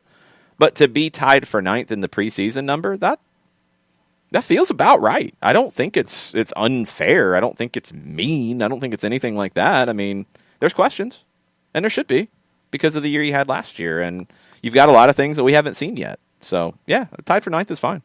But, yeah, for me, LAFC at number 1 at plus 500 and Seattle at plus 800, I thought that, no, they should not be number 1 and number 2. I thought Columbus should be higher than that in the ranking system. If you're going to give me Columbus at plus 900, okay. Yeah, I'd absolutely put juice boxes on that. Yeah, so, you're looking at Philadelphia at plus 1,200. So I saw some numbers on there that I would absolutely jump on, but I thought LAFC and Seattle should not be 1 and 2. Okay, MLS talk from the peeps. Will says LAFC and knockouts is like City and Champions League. Oof. Oof. We'll get into the Atlanta United specific news on Gutman and Mo Adams here in just a second, y'all. Burns says, betting on an MLS Cup winner before a season must be one of the most random bets in sports in the world. Parity, playoff format, inability to replace injured stars, etc. 100%. DK says, go put some terrible juice boxes on ATL and let it ride. I mean, for that number, sure. Like, you're already going to be cheering for it anyway if you're an Atlanta United fan. So, it's a pretty nice return if you get it. Mm-hmm. If you got juice boxes to spare and you want to risk them, go for it. Burn says the best bet would probably be to pick 5 or so second-tier teams, get real high odds on them, and cross your fingers. Avoid favorites, obviously. I wouldn't say avoid favorites because, let's go back. Columbus was a favorite coming into the season. I was wrong on Columbus last year. I thought they would struggle at points because of the depth. That was before the pandemic. Maybe things got easier. I don't know. When they didn't have their starters, they struggled. They went on a bad run there. But they were able to navigate it, and they won. I was surprised. I thought Columbus would have more problems than they did. But everybody else was very high on Columbus before the season. Seattle has been a favorite historically. Toronto's been a favorite when they've been in finals. I think Atlanta was a favorite in 18 going in. So, no, I wouldn't say just completely avoid favorites, but I do like Burns' idea about 5 or so second-tier teams to put a flyer down on. And I'm going to go beyond 10th. So I'm going to go beyond Atlanta-Portland at 2,000. And the 5 teams beyond that I think have a chance to win MLS Cup. New England. Nashville. Yep. This is where it gets hard. Minnesota? Maybe. Dallas. I don't know if there's another one.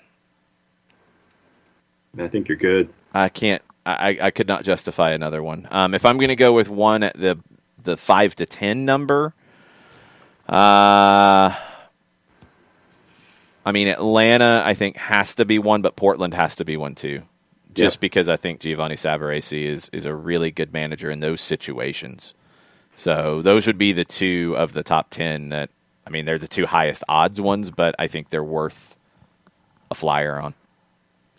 Yeah, absolutely. I'm right there with you. I couldn't, outside of New England, maybe Minnesota, maybe Dallas, and Nashville, outside of the top 10. I can't put anybody else in that mix. But, yeah, Atlanta and Portland at plus 2,000 would be the ones for me as well. Everybody freak out. The window is open. People have been making moves already. It's really just a paperwork thing. Like, you can actually submit the paperwork now and have players officially move their pass to MLS. But the primary transfer window's open. Yeah! Open. Transfer window is open. Yes. Phil Neville spoke to the media yesterday in Miami. Leandro Gonzalez-Perez spoke as well. It's funny. It seems like the approach to Phil Neville is starting to shift a little bit. It's weird. Chris Henderson's going to be a really good thing for Miami, bringing him in as the chief soccer officer. He's done a great job building Seattle. They've got work to do, and Neville said this as well. He said, in terms of the roster, we definitely want to add 2 or 3 more players. That's imperative for us to have a good season. We're working really hard. Chris Henderson's doing a really good job. I do expect there to be 1, 2, or maybe 3 more additions, but we'll have to see. They've got to get better, especially defensively. Goalkeeper raises alarm bells for me. It looks like Jovan Jones is going to go there. He changed his Instagram bio to say enter Miami. Could he be the left back instead of Patrick Segrist? Yeah, I think so. LGP, Shawcross, Figal as your center backs. Okay. If you're not going to play Figal at right back, you probably need a better right back than Dylan Nealis to start and to be a top team. You need Blaise Matuidi to actually put forth an effort. Gregore and Pizarro, good. If Matuidi plays like we saw at times, that's a good midfield trio. Morgan, really good on the left wing. They got a contract extension done with him, which they needed to do. Gonzalo Higuain, you're expecting to score goals. The right wing, goalkeeper, and right back are the 3 question marks for me. They've got to upgrade in those positions to be a playoff team in the East. Yeah, and for me, It's what is John McCarthy going to give you over a full season? Is he going to step up? Is he the guy? I know he's the guy right now, but is he going to be the guy, capital T, capital G, for you in net? And is he going to be the one to stand up for you there? And that's the largest question.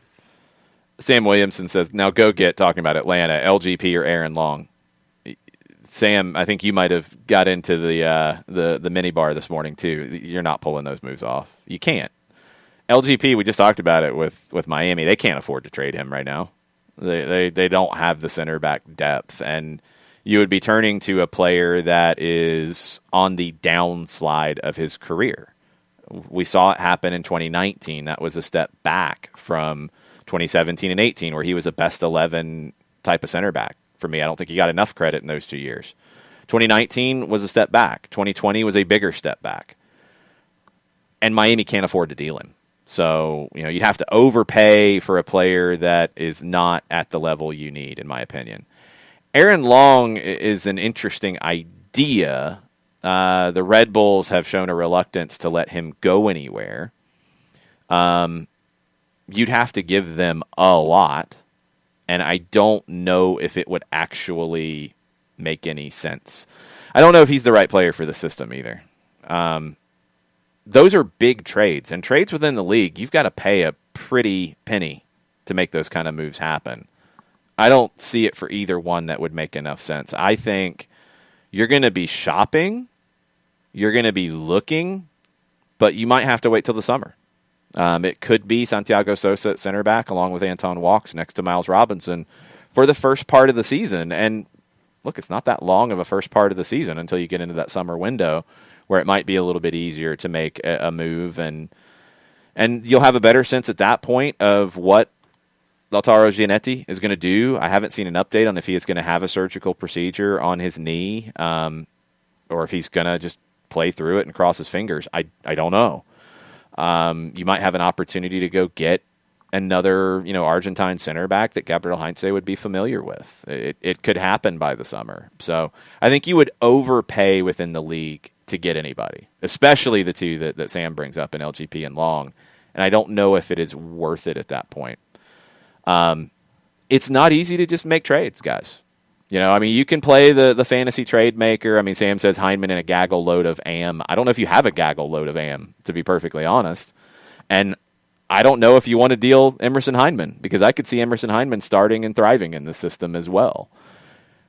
I don't know if you want to make any bold moves like that just yet. We'll see. You went after two center backs. Both were really different kinds of weird situations, and it didn't work out. You're going to have to figure it out with Walkes, and I think Sosa will probably be one, because I think he was a player that Heinze had identified early on. Will says, with how much everyone is fixated on the left-footedness, could you bring Ambrose inside? Not in a line of four, you can't. Ambrose has played the left center back in a line of three, but you don't typically see Gabriel Heinze play in a line of three. Could he? Yeah, he could. He could do anything. This is where the conversation is right now, and I think people are running with that in a lot of different directions. Mikey Ambrose played as a left center back in preseason in 2019. Was it 19? Yeah, it was 2019. It was the last year he was here.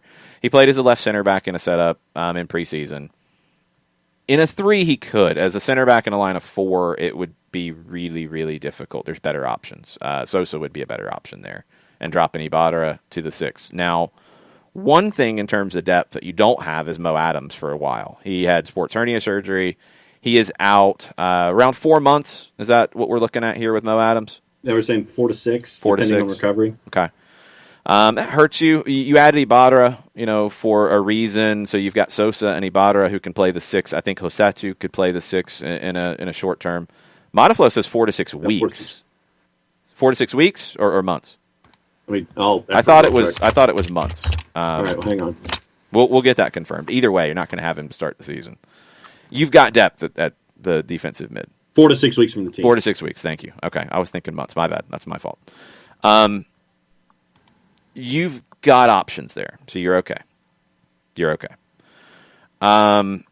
Andrew Gutmann situation. this was a kind of funny one, to be perfectly honest. So Celtic finally makes a deal. I don't know what they were waiting for, to permanently transfer Andrew Gutmann to Atlanta. Permanently transfer him to Atlanta. So he's an Atlanta United contracted player. Then Atlanta loaned him to the Red Bulls for the season. He is under contract here for 2 more years after this year with an option after that. So he'll come back to Atlanta. You got up to $50,000 in GAM from the Red Bulls for the loan and a 3rd-round draft pick. You paid $75 to get him in the waiver, reentry, what have you, Lollapalooza event in the offseason. So you haven't quite got your full return yet, but you have him for 2 more years. You don't need him right this minute because you went out and you got Mikey Ambrose. So you've got Bello, you've got Ambrose, you've got Walks who can play on the left side as well. We saw it last year. So you've got 3 options on that left back right now who are under contract. You get a return for him.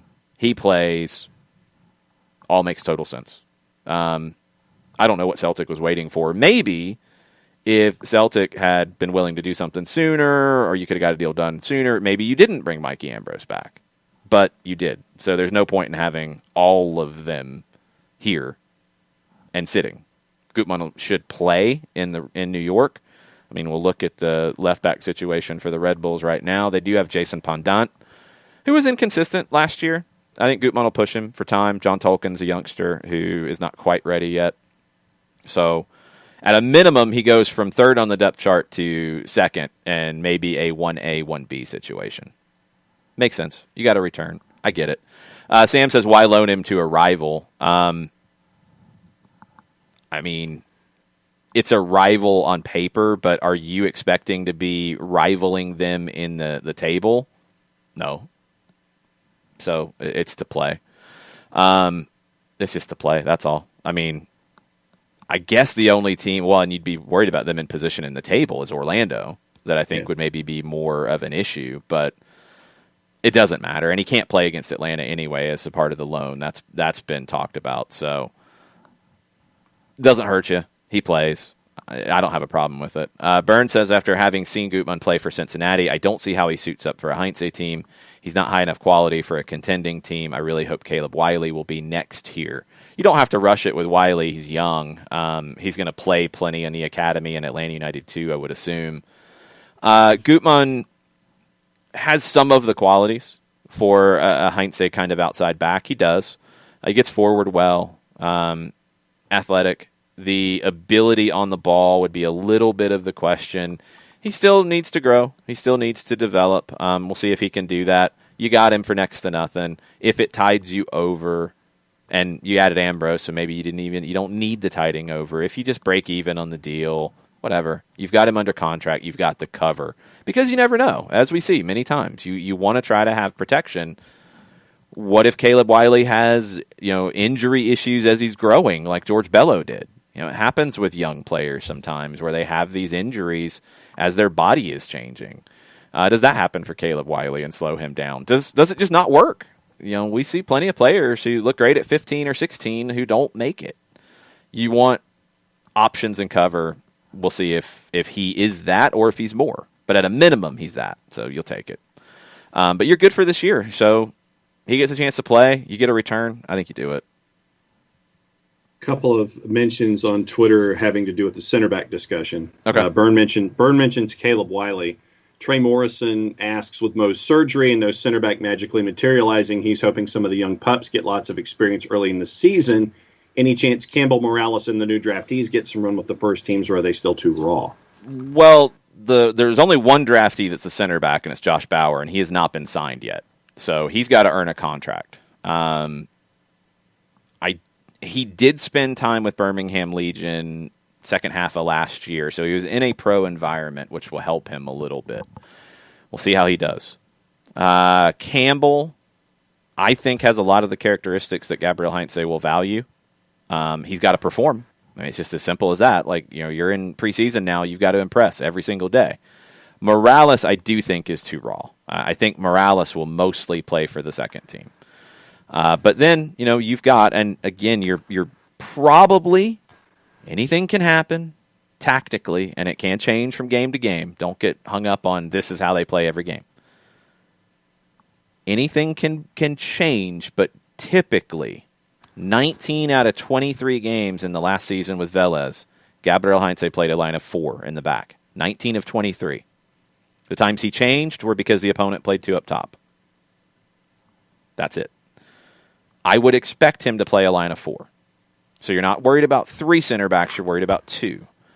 I think it is a depth chart right now of Robinson, Walks, Sosa, and Sosa has the opportunity to jump to 2. Campbell is next, and then it's Morales. I think that's 5 for 2 spots. Do they occasionally play 3? Yeah, they do. And I think that's why Campbell does become important. He does. Pacine, when I mentioned Grow, I wasn't saying literally Grow. I was talking about Grow as a player on Andrew Gutman. My bad. I should have been more specific.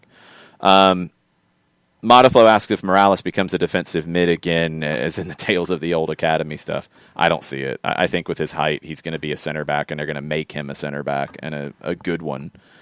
But he's young, and he's only got a handful of professional games under his belt.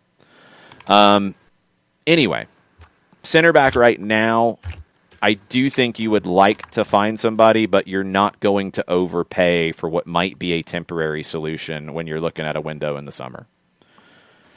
You can get to the summer if you need to. You can. And you might be content with what you have. If Sosa becomes that kind of a center back as opposed to just a 6, well, then you might be really happy with it. You never know. Modiflow is playing the what-if game. What if we bring in William Pacho from Independiente del Valle? We could go down the line of like 50 guys. We really, truly could. And they could. They could. It just depends on if those teams are willing to sell right now. Totally. Pacine says, talking about Grow, he wasn't talking about size either. He was saying he isn't a raw kid or a project. He's raw in the sense that he doesn't have a lot of pro experience. And that you have to combine with the age, in my opinion. Gutman can get better. I mean, you can improve from 24 to 26 as a player, as age. You can become a better player in those years. You're not a finished product. You honestly, if you're a good player, you're not a finished product ever. Even when you get older, you have to adjust and you have to change your game based off the physical nature of what you can bring to the table. But he can get better. He could fit. He could get sharper on the ball. There's things he can do to be better. And we haven't seen him in this kind of system, so we don't really know yet either. Red Bulls will be elements of it with their pressing style. They won't be on the ball as much. That's a little bit of a disappointment. But he'll have to press, and he'll have to do those elements of it that Heinze will look for. So anyway, I think Ambrose is the better fit right now. I think Ambrose is more technical from what we've seen so far. And Ambrose can jump in and play if needed as a left back. I have no problem with that. And then the Colonel, 2 more on center backs. Go ahead. The Colonel says extra time continues their best 5 series with center backs omitting Miles, Rant, or Meh. And here's their top 5 at center back. Okay. Walker Zimmerman, Jonathan Mensah, Eddie Segura, Matt Hedges, Aaron Long. Rant. He should be 3 at a minimum. Miles should be 3 at a minimum. Yeah, that one's a rant. Ranting about new players who have less than 30 games of pro experience. No, I'm not going to rant about their defensive midfield rankings. Miles is one of the best 5 center backs in the league. He should be 3rd on that list right now going into the season, in my opinion. Yeah, I'd rant on that one. And then Day at Guy Decatur, and welcome to the Twitter's Day. What up, Day? Any idea what's going on with Iko Para? He'd be fun to have in Atlanta. Iko Para might not play anymore. It sounds really weird in Minnesota. I don't know exactly what's going on here. Adrian Heath said some kind of cryptic things. I don't think he's a fit for this system at all either, by the way. I think, again, you have to understand you can't just go get a good center back and plop them into this style of play. It's just like John Terry was a great center back at Chelsea, right? He could not have played for Barcelona under Pep Guardiola. Right. There's no way. It just would not have worked. Whereas some players were great in that system. I mean, Javier Mascherano played center back for Barcelona under Pep for a long time. Nobody else would have done that. it's systems are important here, and styles of play and characteristics are important. I don't think Ike is there. And Strummer, I thoroughly disagree with Miles's poor performance last year. I don't think he had a poor performance. I think he had a bad run early, but I thought the second half of the season he played very well. I will argue that with you guys on that. The injury in late 19 could have affected him. Burned. That's speculation. Maybe a black helicopter flying in. Don't know for sure if that was the issue. I'd have to go back and look at his performance in the early season. He did miss games early because he got injured in Guadalajara. So he missed the CONCACAF games. So, okay, that's right. He didn't play pre-pandemic. After pandemic. Oh, Strummer. Okay, thank you. I thought that was your justification. That was Extra Time's justification. I won't shoot the messenger. I'm sorry. I still thoroughly disagree with it. Miles came back from the pandemic not at 100%. I know that was a conversation, and we never got a clarification as to what was wrong. He struggled a little bit coming off of that. I'll give him some benefit of the doubt when it comes to pandemic stuff, just because we don't know what affected him. There's really no way to know that. But he finished very, very strong. I thought he finished as good as he was in 2019. So there's a little bit of selective memory at times. I think this has affected Miles. I think it affects Brooks Lennon. It's affected George Bello as well. I mean, there are people who will tell you that Bello had a bad season last year. Lennon had a bad season last year. I disagree with those. Strummer might be right, and I think maybe a lot of other people might have done this too. They might not have watched much of Atlanta at the end of the season last year, which is understandable. Ricky says, why are they giving Aaron Long the benefit of the doubt, not Miles? Is it a longevity thing? Aaron Long wasn't great last year either. That's a really good point. Miles would be number 3 in my list going into the season. It was Zimmerman number 1. He was the best center back in the league last year. Who was number 2? Mensah, I'm okay with him being number 2. I could even put Miles as high as that. Hedges, no. Miles is ahead of Hedges. Long Segura, and Segura and Long. Segura's good. No. I'm not putting him above Miles right now. I'm just not.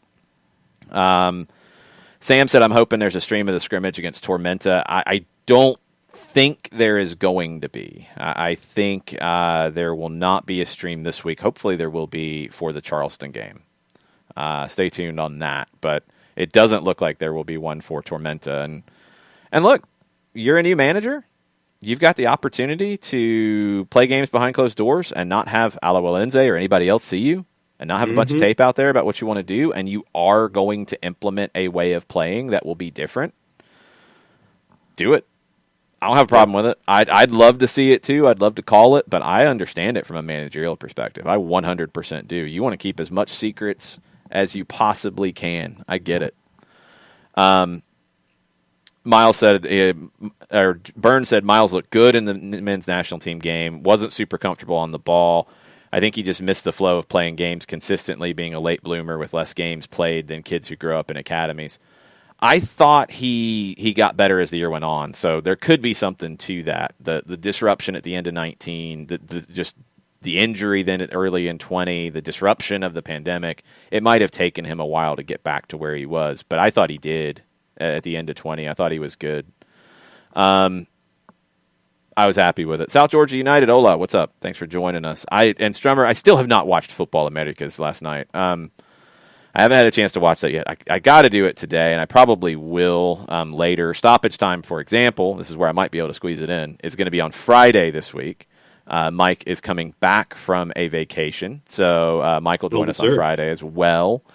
We'll have stoppage time then on the 92.9 The Game Facebook page, so my afternoon is a little open. We're doing a walkthrough at Wild Heaven to get everything ready for tomorrow, so I might be able to squeeze it in before Champions League.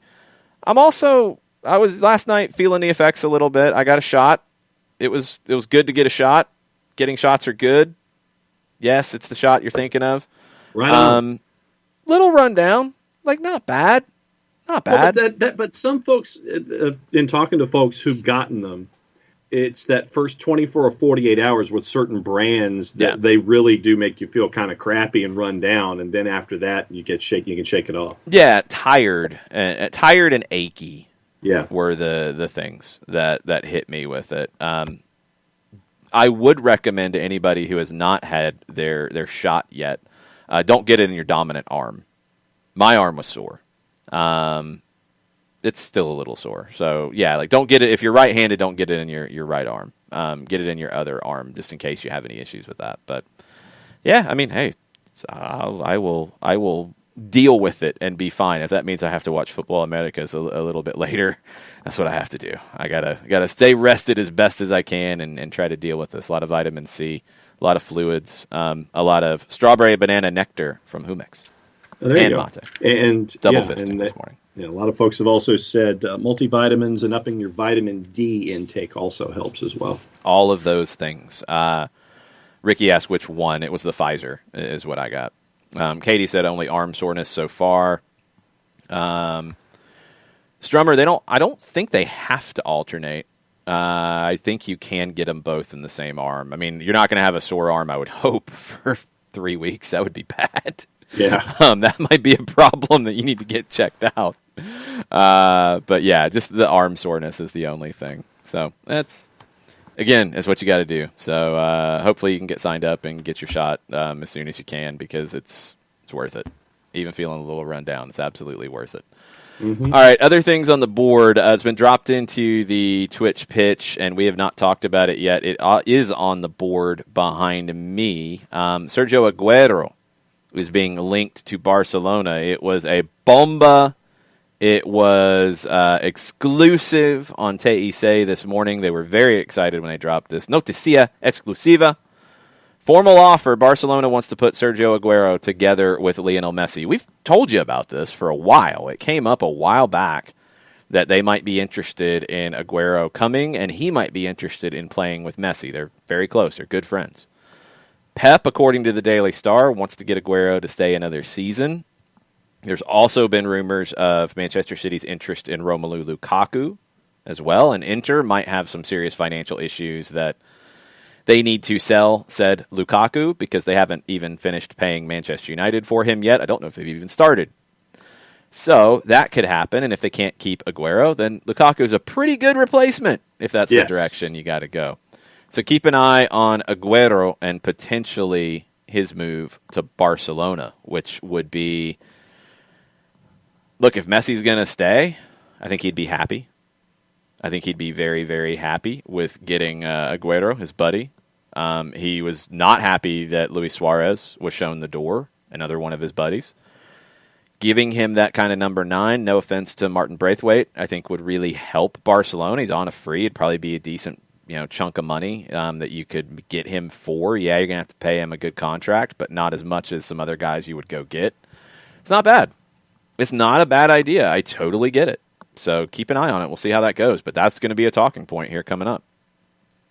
Yeah, and we know that Manchester City's part of the Erling Haaland sweepstakes as well. So all these dominoes that we have here in this season, you've got the marquee folks, the Mbappe and Haaland and that. And then once that gets decided, what happens with that second level of folks, Aguero, Depay, all those frees that could be heading to places like Real and Barca and places like that. This is going to be one of the more in-depth, multi-level, fascinating off seasons because of all of the pieces that are in play and where they could go.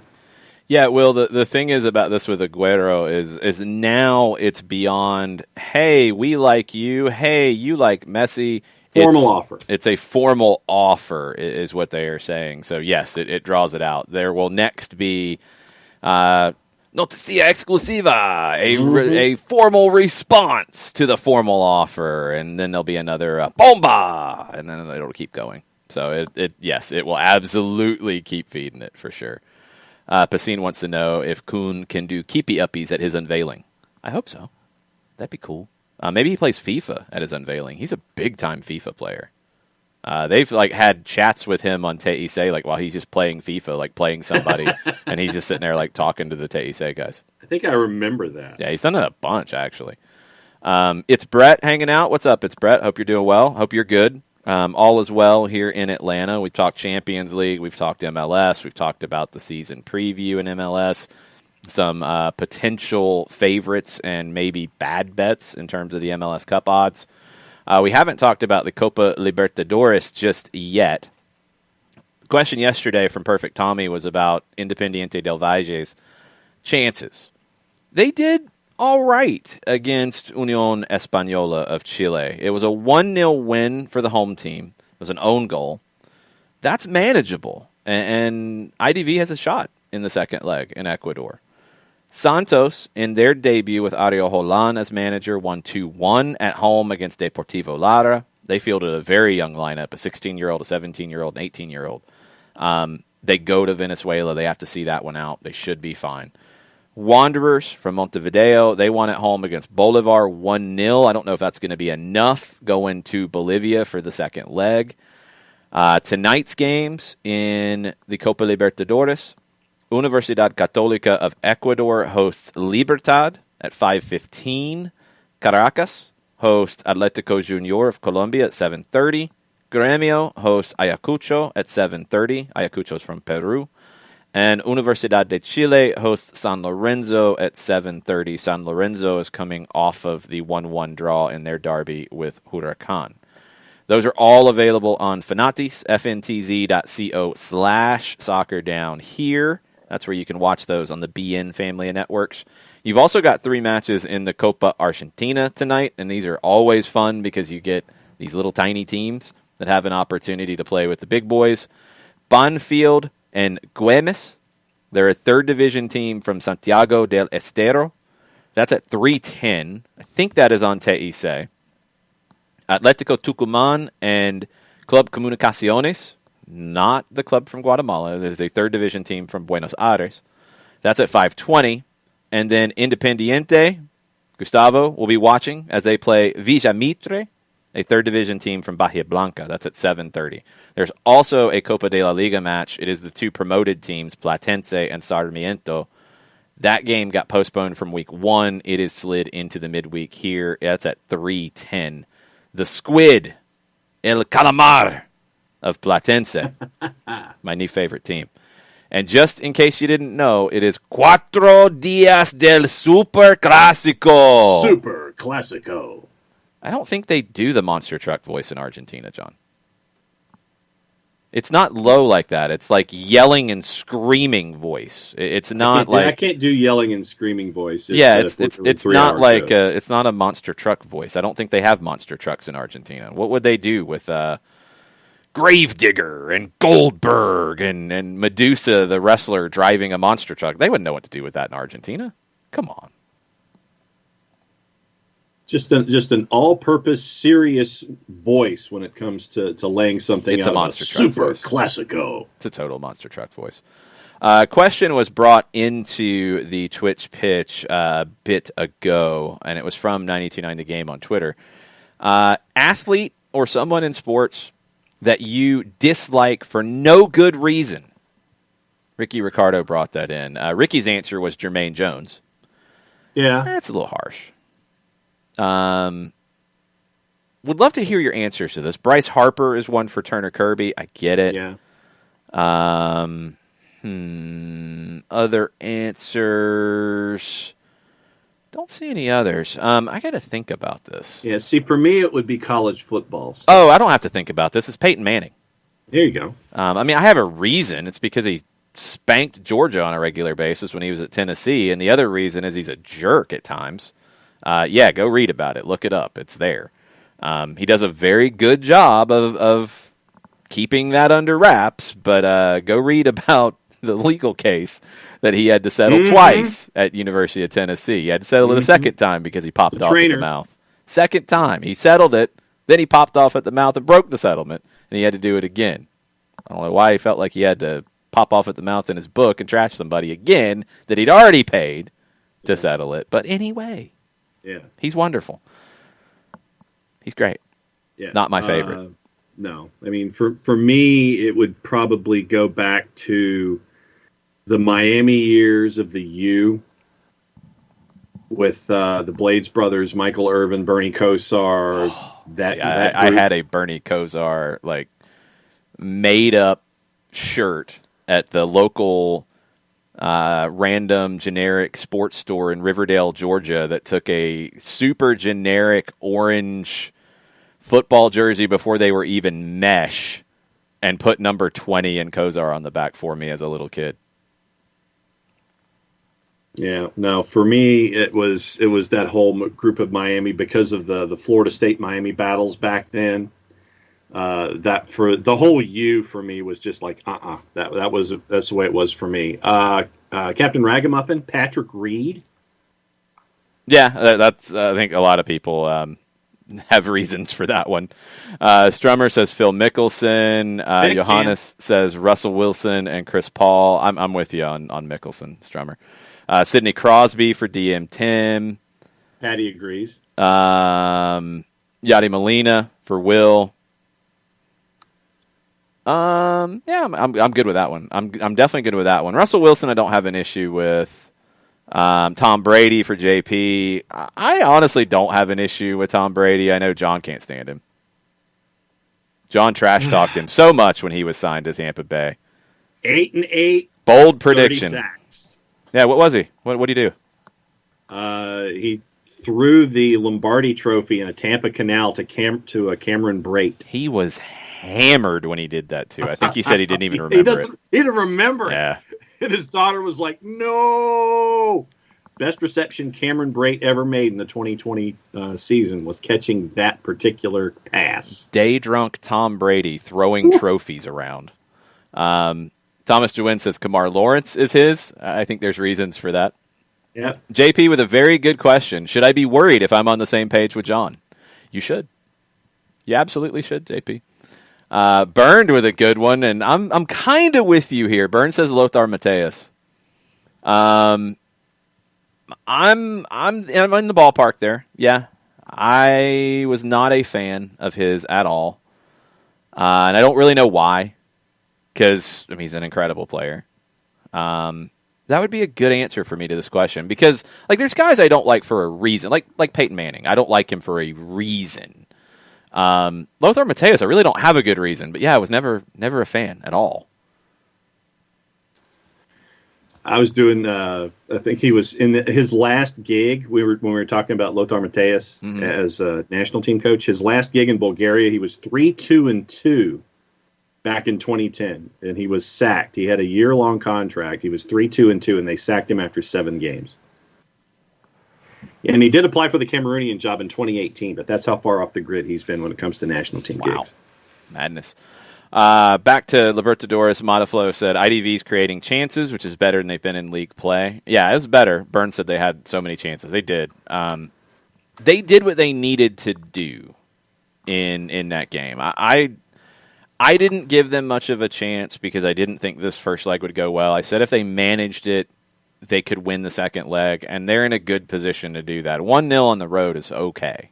It is okay. They can handle that, and maybe they'll be better by that point because they have improved as the year has gone on. It started bad.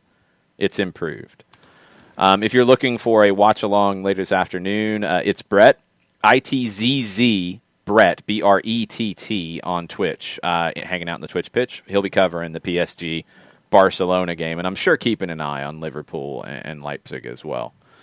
What do you think, since we're in Libertadores real quick? Yeah. What do you think Ayacucho is in juice boxes tonight? A lot. I'll go 2,500. Plus 1542 right now. I gave him not enough credit. Gremio at a minus 833 in that Gremio match. should roll through that. Katie with a merch idea, a Quiricocho t-shirt in the Soccer Down Here shop. I like it because it's obscure enough that I don't think there is one. And it's also now that we've told the story, maybe that could work. I might have to think on this one. That's a good idea, Katie. I like that. Yep.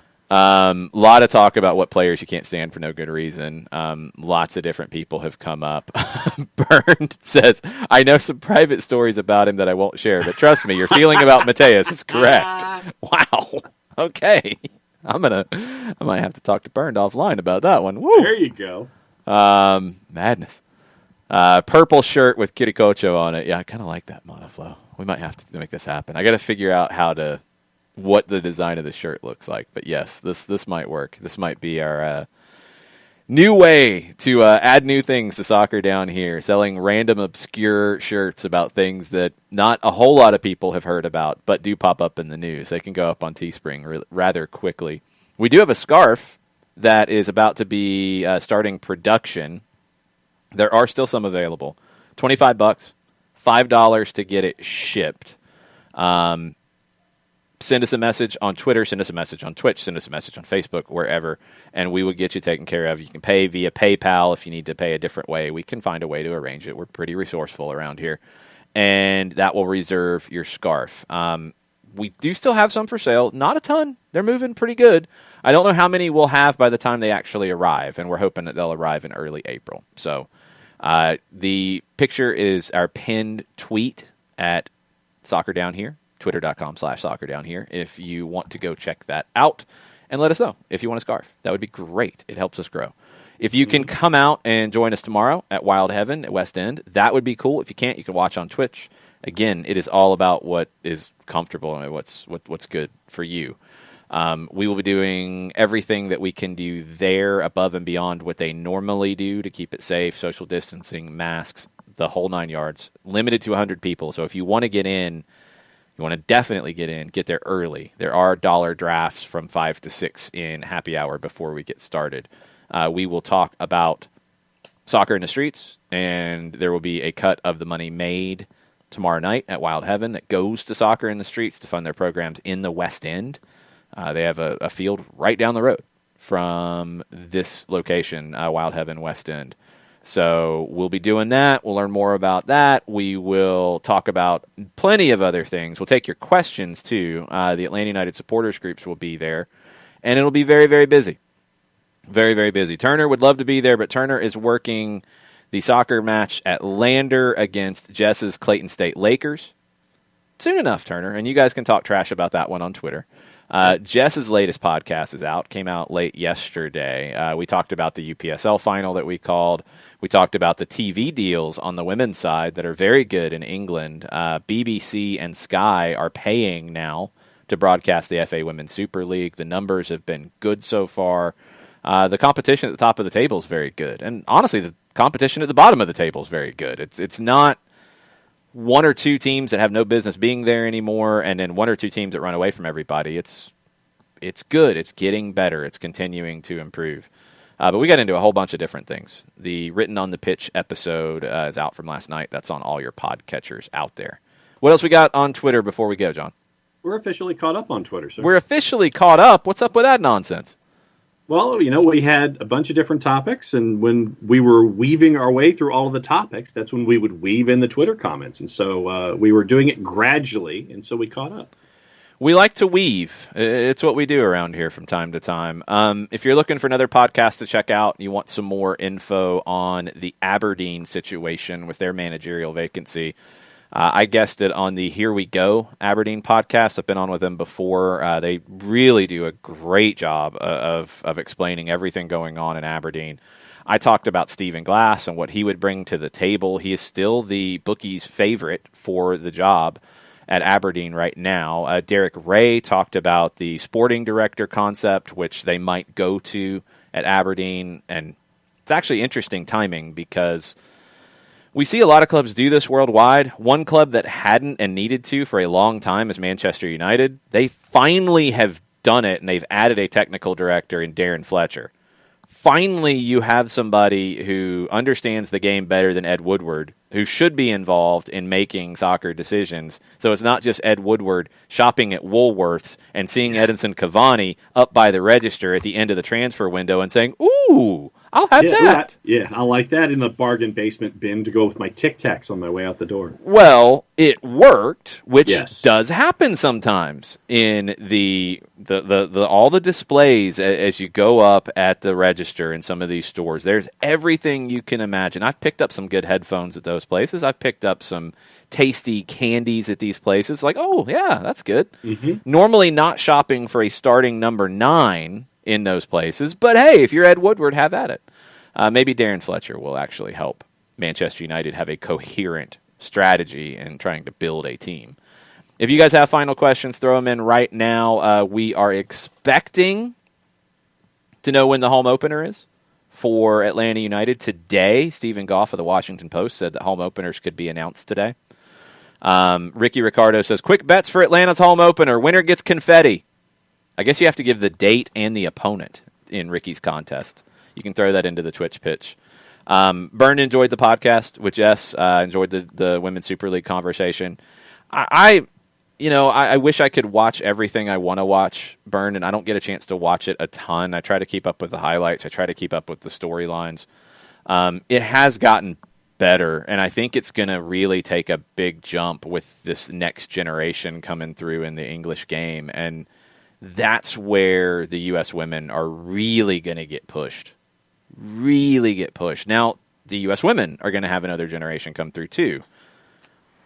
Are they actually going to push some of the people in the national team pool to the side? I think Trinity Rodman will. She's hit the ground running in Washington Spirit's early games, and she's a player to watch in the Challenge Cup, and that schedule is out. We know what that's going to be. We talked about it a little bit yesterday. We don't know MLS yet. We don't know USL. Don't know when the Atlanta United 2 schedule will drop. I'm assuming that's even more complicated than the MLS one. There's a lot of talk about Ed Woodward from It's Brett. He's a businessman, not a football man. As a Manchester United fan, I have a lot to say. Well, then tell me this, Brett. Are you happy with the Fletcher appointment? Because I thought it was something they needed to do a long time ago. Even if he isn't the perfect person for that job, and I don't know why people would say that he's not. I think he's as good of an option as a lot of things you could go there. I'm just glad they finally put somebody in that role. I'm just glad they actually created the position. I think that's a step in the right direction. And we'll see if Fletcher's the right guy. I know Alex Ferguson was incredibly high on Darren Fletcher, so I'm okay with it. Ricky says, all you got to do is pick the opponent. You don't have to pick the date for his bet where you'll win confetti. No clue. Bartimus Prime flying the black helicopter in. Is it wrong? I believe Goff was told that we'd find out the home opener today, but I don't believe MLS will actually follow through. Well, it's supposed to be this afternoon, so it's still still giving hours on the clock a benefit. Why so negative, Bart? Why? What did they do now? I don't know. I don't understand. It's very difficult. They didn't know where the Canadian teams were going to play until recently. So right, and with the third one now being figured out for Fort Lauderdale, you now have home venues. I'll give him the benefit of the doubt. It's complicated. Burned on Women's Super League. It's very good. Good tactics. More defensive than the NWSL. It's Europe. I get that. Very solid. Weird. I would say English women's coaches are more progressive than the English men's coaches. I like that take. I need to watch it a little bit closer. I'm wondering if maybe the lack of historical baggage helps. And I'm wondering if maybe less eyeballs on it and maybe a little bit less pressure on it gives them the ability to be more progressive. But that's a really interesting conversation. Might have to remember that one for Jess next week. I like it. Brett, about the technical director role at Manchester United, should have happened a long time ago. I'm happy with Fletcher. He knows the club and has been chosen on merit, not just name and playing career. 100%. He's beloved at Manchester United. I mean, that was a guy who got every ounce out of his career that you possibly could get. Incredible hard worker. Ferguson loved him. So to have him back at the club, like, that stuff's important. I don't think we get enough of that in the United States. You need those familiar faces as much as you can in the club somewhere, whether it's in the academy, whether it's in these kind of roles that are more front-facing. You need that. And it's something that takes time to build, but it's never been, I think, a focal point here. We've seen too many times in the women's game and in the men's game, like national team players, they retire and we don't really hear much from them. They might go into commentary. We don't hear a ton. It's starting to change. It needs to change more. It needs to be something that clubs are more forward-thinking about. Those legacies are important, and people should stay connected with the clubs that they have spent a lot of time at and are special to them. Atlanta's new, so it's we don't really have guys in that situation. Like even somebody like Michael Parkhurst and Jeff Larentowicz. I mean, Parkey played in New England for a long time. Parkey played in Columbus for longer than he played here, I think, or at least the same amount of time. So, I get it, but that's something over time that you hope to see, and it's great to see Kevin Kratz, working with the academy.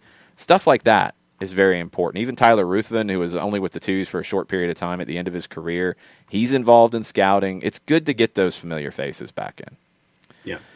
Go ahead. It's very cool to see, and you see how Parkey's engaged on the social media where he's doing giveaways of jerseys and things like that, where he's always in the loop in these kinds of things too. This came up a couple days ago, but Abby dropped it into the Twitch pitch. We didn't talk about it yet. HBO Max and CNN team for a U.S. women's national soccer team equal pay documentary, LFG, and I think you know what that stands for. It's going to chronicle the class action gender discrimination lawsuit that was filed against the Federation before the 2019 Women's World Cup. I'll be curious to see how this goes.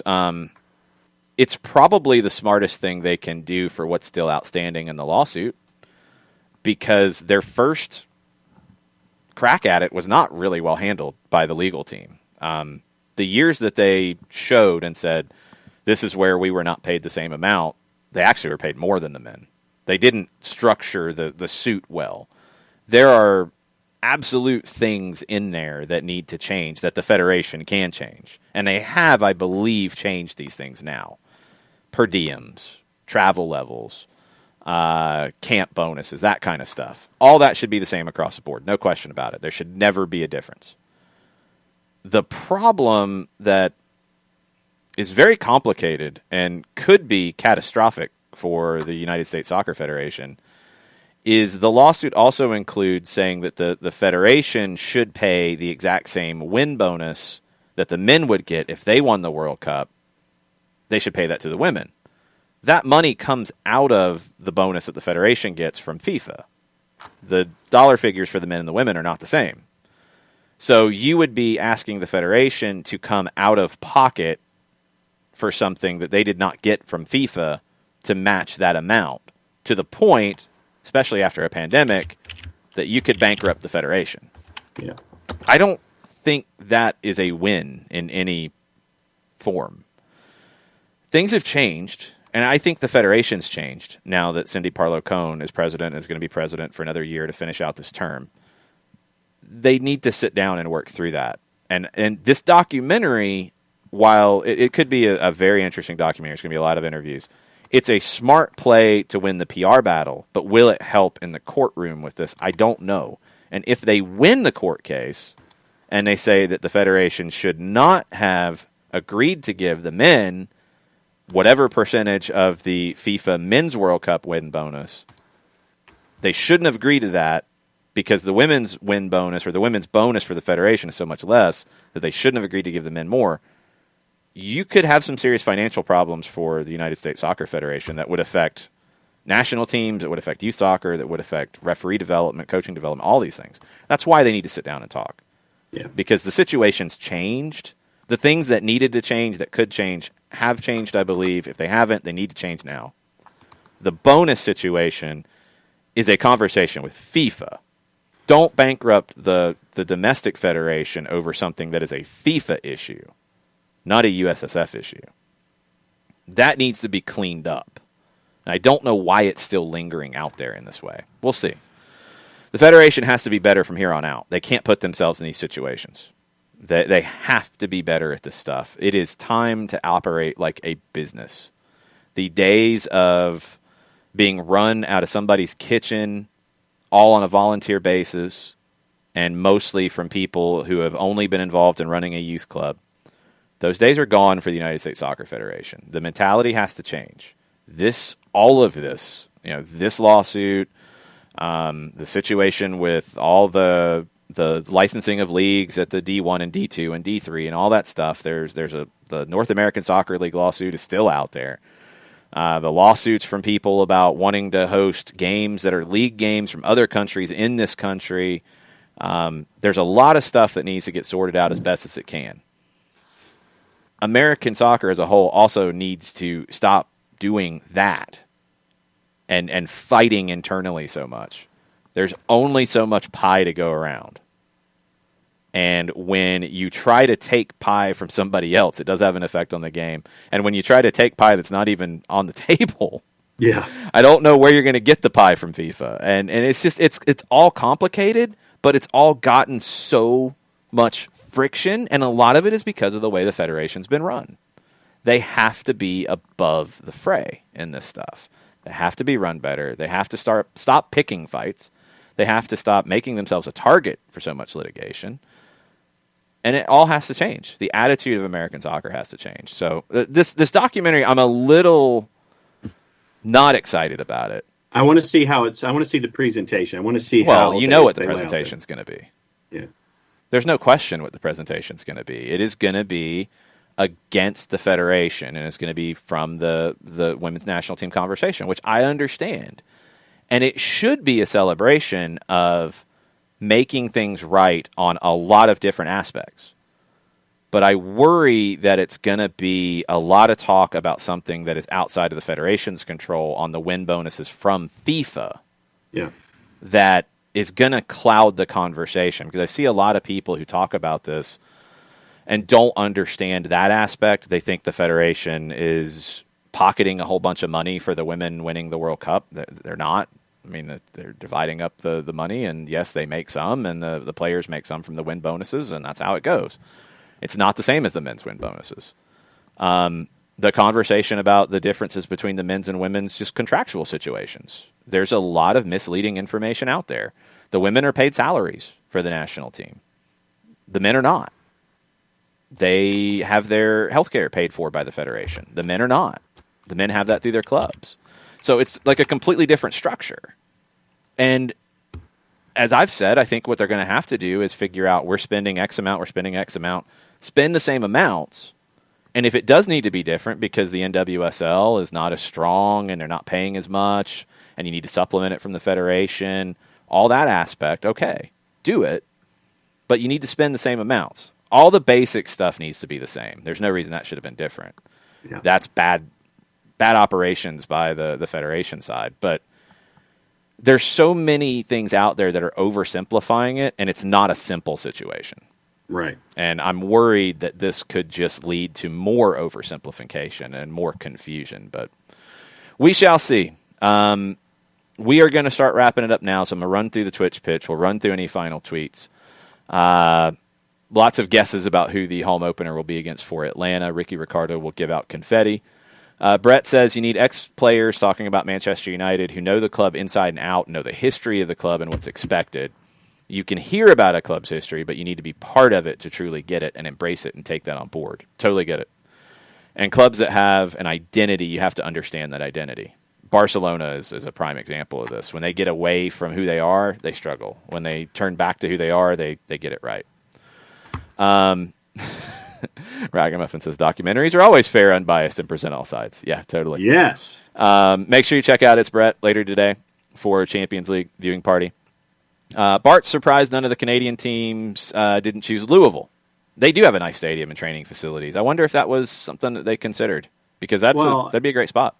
Yeah, I agree on the spot, but the travel and the access and needing a hub to get in and out of as easily as a larger place like an Orlando or a Tampa. I think it probably came down to travel and access and wanting to travel at your whims. Abby asked why FIFA doesn't pay the same amount for the men and the women, and the stated reasoning, which I think is accurate, is that it has to do with the revenue generation. I mean, it's just been a bigger tournament, literally, with more games on the men's side. So, I mean, there's more ticket revenue, just straight out. The sponsorships, that's something that FIFA and the U.S. Soccer Federation have sold as packages rather than sold the women's event, sold the men's event. I think they did that to boost the women's program when it was still on the way up. Now, especially in this country from the U.S. Soccer Federation, I wonder if they could sell the women's stuff on their own and maybe make more money. Definitely with some different sponsors that would be involved in just sponsoring the women and maybe not sponsoring the men. But the two events bring in different amounts of revenue. And that's still the case right now. And it will be the case in the next one because the men's tournament will be 48 teams in 2026. There's more money. Now, the win bonus for the women is not what it should be. And Infantino has said he's going to raise it, and he has to. And he has to continue to raise it, even to the point of making less money on the event, if that's what it comes to. Okay. Keep kicking that number up higher. But they're not the same in terms of revenue generation right now. And that's okay. Like I think that's a little bit of the frustrating thing that comes up sometimes in these conversations. It's not a knock on the Women's World Cup, which is an amazing tournament, and I recommend it to everybody who has ever questioned watching it. It doesn't make as much money in most parts of the world as the Men's World Cup does. Like, you had it in France. I don't think they sold everything out. Here, they sold everything out in 99, or sold a lot of things out. Canada, I think they did very well with attendance in a lot of games, but not all. The men's tournament, they sell almost every ticket. So, I mean, there's just aspects that are different, and that's okay. You need to work at it more to grow the women's side and invest it more. But it's okay that it's not the same right now. It's not a bad thing. Abby says FIFA needs more women on their upper positions. It should be that they get the same percentage as men from the FIFA bonus, talking about the U.S. situation. That I totally agree with. If it's the players get 50 or 60 or 75% of the FIFA bonus, that should be the same on the men's and women's side. And I don't know if it's not, to be perfectly honest. I'm not sure if it is different or not. Will said, speaking of league matches from other countries being played here, if the U.S. is more open fans-wise at the end of the season or the beginning of next, do you think some games get played over here from a revenue standpoint? They can't right now. That's not allowed, and FIFA has generally been on board with that. There is a lawsuit claiming that it should be allowed. The idea was to bring a La Liga game here, and that wasn't going to fly, so then the promoters were going to bring an Ecuadorian match here to do it and kind of open the door, and then to get a bigger game here later. I don't know. I mean, I think from the U.S. soccer perspective, like everybody said, oh, they're just trying to protect MLS. Well, yeah, they're trying to protect their domestic league. Don't you want them to? You know, do you want Honduras to start booking Liga MX games that draw people away from the domestic league? No. It'd be the same conversation there. So it's not a hashtag thing to go off on Twitter. Like, it's a real question. Could you do it in a way that doesn't detract from MLS? You absolutely could. And it's going to involve everybody being on the same page. But I get the reasoning. You have a domestic league. You should be boosting the domestic league up, and having a, Clásico from Spain here, or not even that, having Levante sell their game with Real Madrid to come play it in New York, and you have it the same weekend that NYC is at home or the Red Bulls are at home. Like, no, I understand not wanting to do that. We have player rumors. Let's see what we have. This is one that, let's check it. It is Pasión Monumental, which is a big site, but it is I think a compilation, although Hernan Castillo is involved in it, and Hernan Castillo is a good source. It is a player from River. Mm-hmm. I'm clicking through. Matias Suarez, a forward. Okay, that doesn't make any sense. Right. And later in the article, it says that Suarez's preference would be that he would stay at River. That doesn't make any sense. So there you go. 15 million euro clause to get out of it. That doesn't really make sense. So although sourcing is pretty good, I am skeptical of the actual fit. So yeah, I'm not so sure on that one. Bart, to Abby about the Women's World Cup stuff. As much as I love the Women's World Cup experience, only USA, France, and Netherlands sold out their matches. Went to Canada, New Zealand. There were plenty of empty seats in a 20,000-seat stadium. That contributes to the prize money, 100%. Ragamuffin, yes, bringing Big Sam to play games here, people would absolutely choose to watch MLS over Big Sam, hopefully. Absolutely. Anyway. They should. There would probably be some people who would not because it's English. And like John would go to the English game because he's an English snob. He would. He would. John has his limits, and Gravy Ball is one of those limits. If it was West Brom and Newcastle, you would be there in a heartbeat. Oh, you are so incorrect, sir. You would be eating pies and be very, very happy about it. Only if Miguel Almiron was there for Newcastle would I consider it. Speaking in your accent, you would leave. You would skip MLS and you would go to watch the English game. I know you would. It's okay. Right. It's okay. Right there. Will, there is another layer to it. Will said, I thought it was a La Liga thing and their fans pissed off they'd lose ticket revenue. They wouldn't lose ticket revenue because they'd probably make more. But La Liga wasn't thrilled with it either. There is a U.S. soccer element to it too. There's a lot of things, as we know in the soccer world. There's a lot of different factors into anything that happens. Ricky says Stephen Goff's reporting 1 p.m. for the home opener announcement. So Bart will hopefully land the helicopter. You can do it, Bart. No 4-hour shows. No 4-hour shows. No, not happening.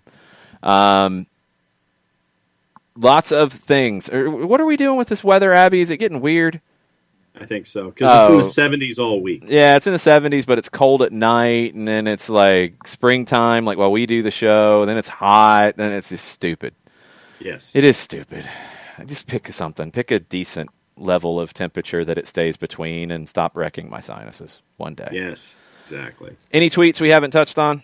One, and it has to do with the discussion about the women's national team documentary. Tafka says, I'm not sure it's going to help the PR battle either. Maybe early on it could have helped, but for a largely settled and well-overworn debate, it could, in quotation marks, come across as looking petty and whiny now. It could. It depends on how it's structured. It could also, I think, catch people who maybe haven't paid close attention to the situation. So it's going to depend on what it does. It makes sense, though, Tafka. I'm with you.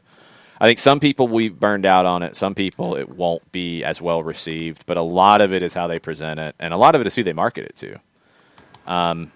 It is a conversation that needs to be had, and it's something that the Federation should not have opened the door to. But I feel like now it's not just the door that's open. There's a wall being torn down, too, and that's not the way to solve any of this, in my opinion. I hope that Cindy Parlow-Cone can get this done and get it done the right way in her last year as president of the Federation. I don't know if she's going to run again or not, but she's done a good job of trying to get things back to a logical base in how the Federation operates, and I hope she can do it in this case as well. So I am pulling for Cindy Parlow-Cone to get this stuff fixed, and I'm pulling for the players to realize that it's not realistic, the fights with FIFA. And they should continue fighting with FIFA and asking for FIFA to put more money towards the Women's World Cup. That's what it should be. The percentages of the prize money should be the same. And that's a fight with the Federation. And if that's not the same, fight for that amount. But to say that the men were promised, I'm pulling numbers out because I don't have them in front of me. Say the men were promised $10 million for winning the World Cup and divided among the player pool. And FIFA only gave the Federation $5 million in total for the women winning the World Cup. You can't give the women's player pool $10 million. Right. You're coming $5 million out of pocket for something that's not your problem. Yeah. That's where the argument has turned to, and that's not an easy argument to win. Right. I don't think. I don't know. Maybe the Federation structured the CBAs wrong. I don't know. But it's a problem they got to solve. It's 100% a problem that they got to solve.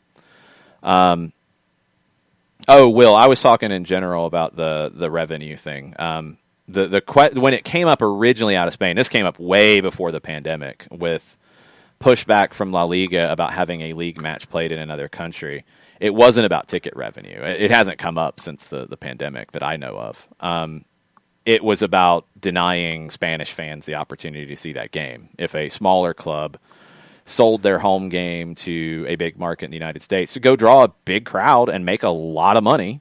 You know, I mean, if you're Levante and you play, let's say, and you average or you average 30,000 for Real Madrid coming to town, and you go play it at MetLife and you sell 80,000 tickets. Like, you're going to make a ton of money, but your Spanish fans probably aren't making that trip. And that was what La Liga's pushback was. Now, maybe that conversation changes if you can have fans in New York and you can't have fans in Spain. I don't know if that'll be the case, though. I don't think any of us really know that yet. We're just waiting to see. That'll do it for today. We have no stoppage time this afternoon, so that'll be on Friday. So we will be back with you tomorrow morning. We'll have our morning show, and then we will have our live show tomorrow evening from Wild Heaven West End. 100 people limit. Got to get there early to get in. You have to wear a mask. You have to follow the protocols.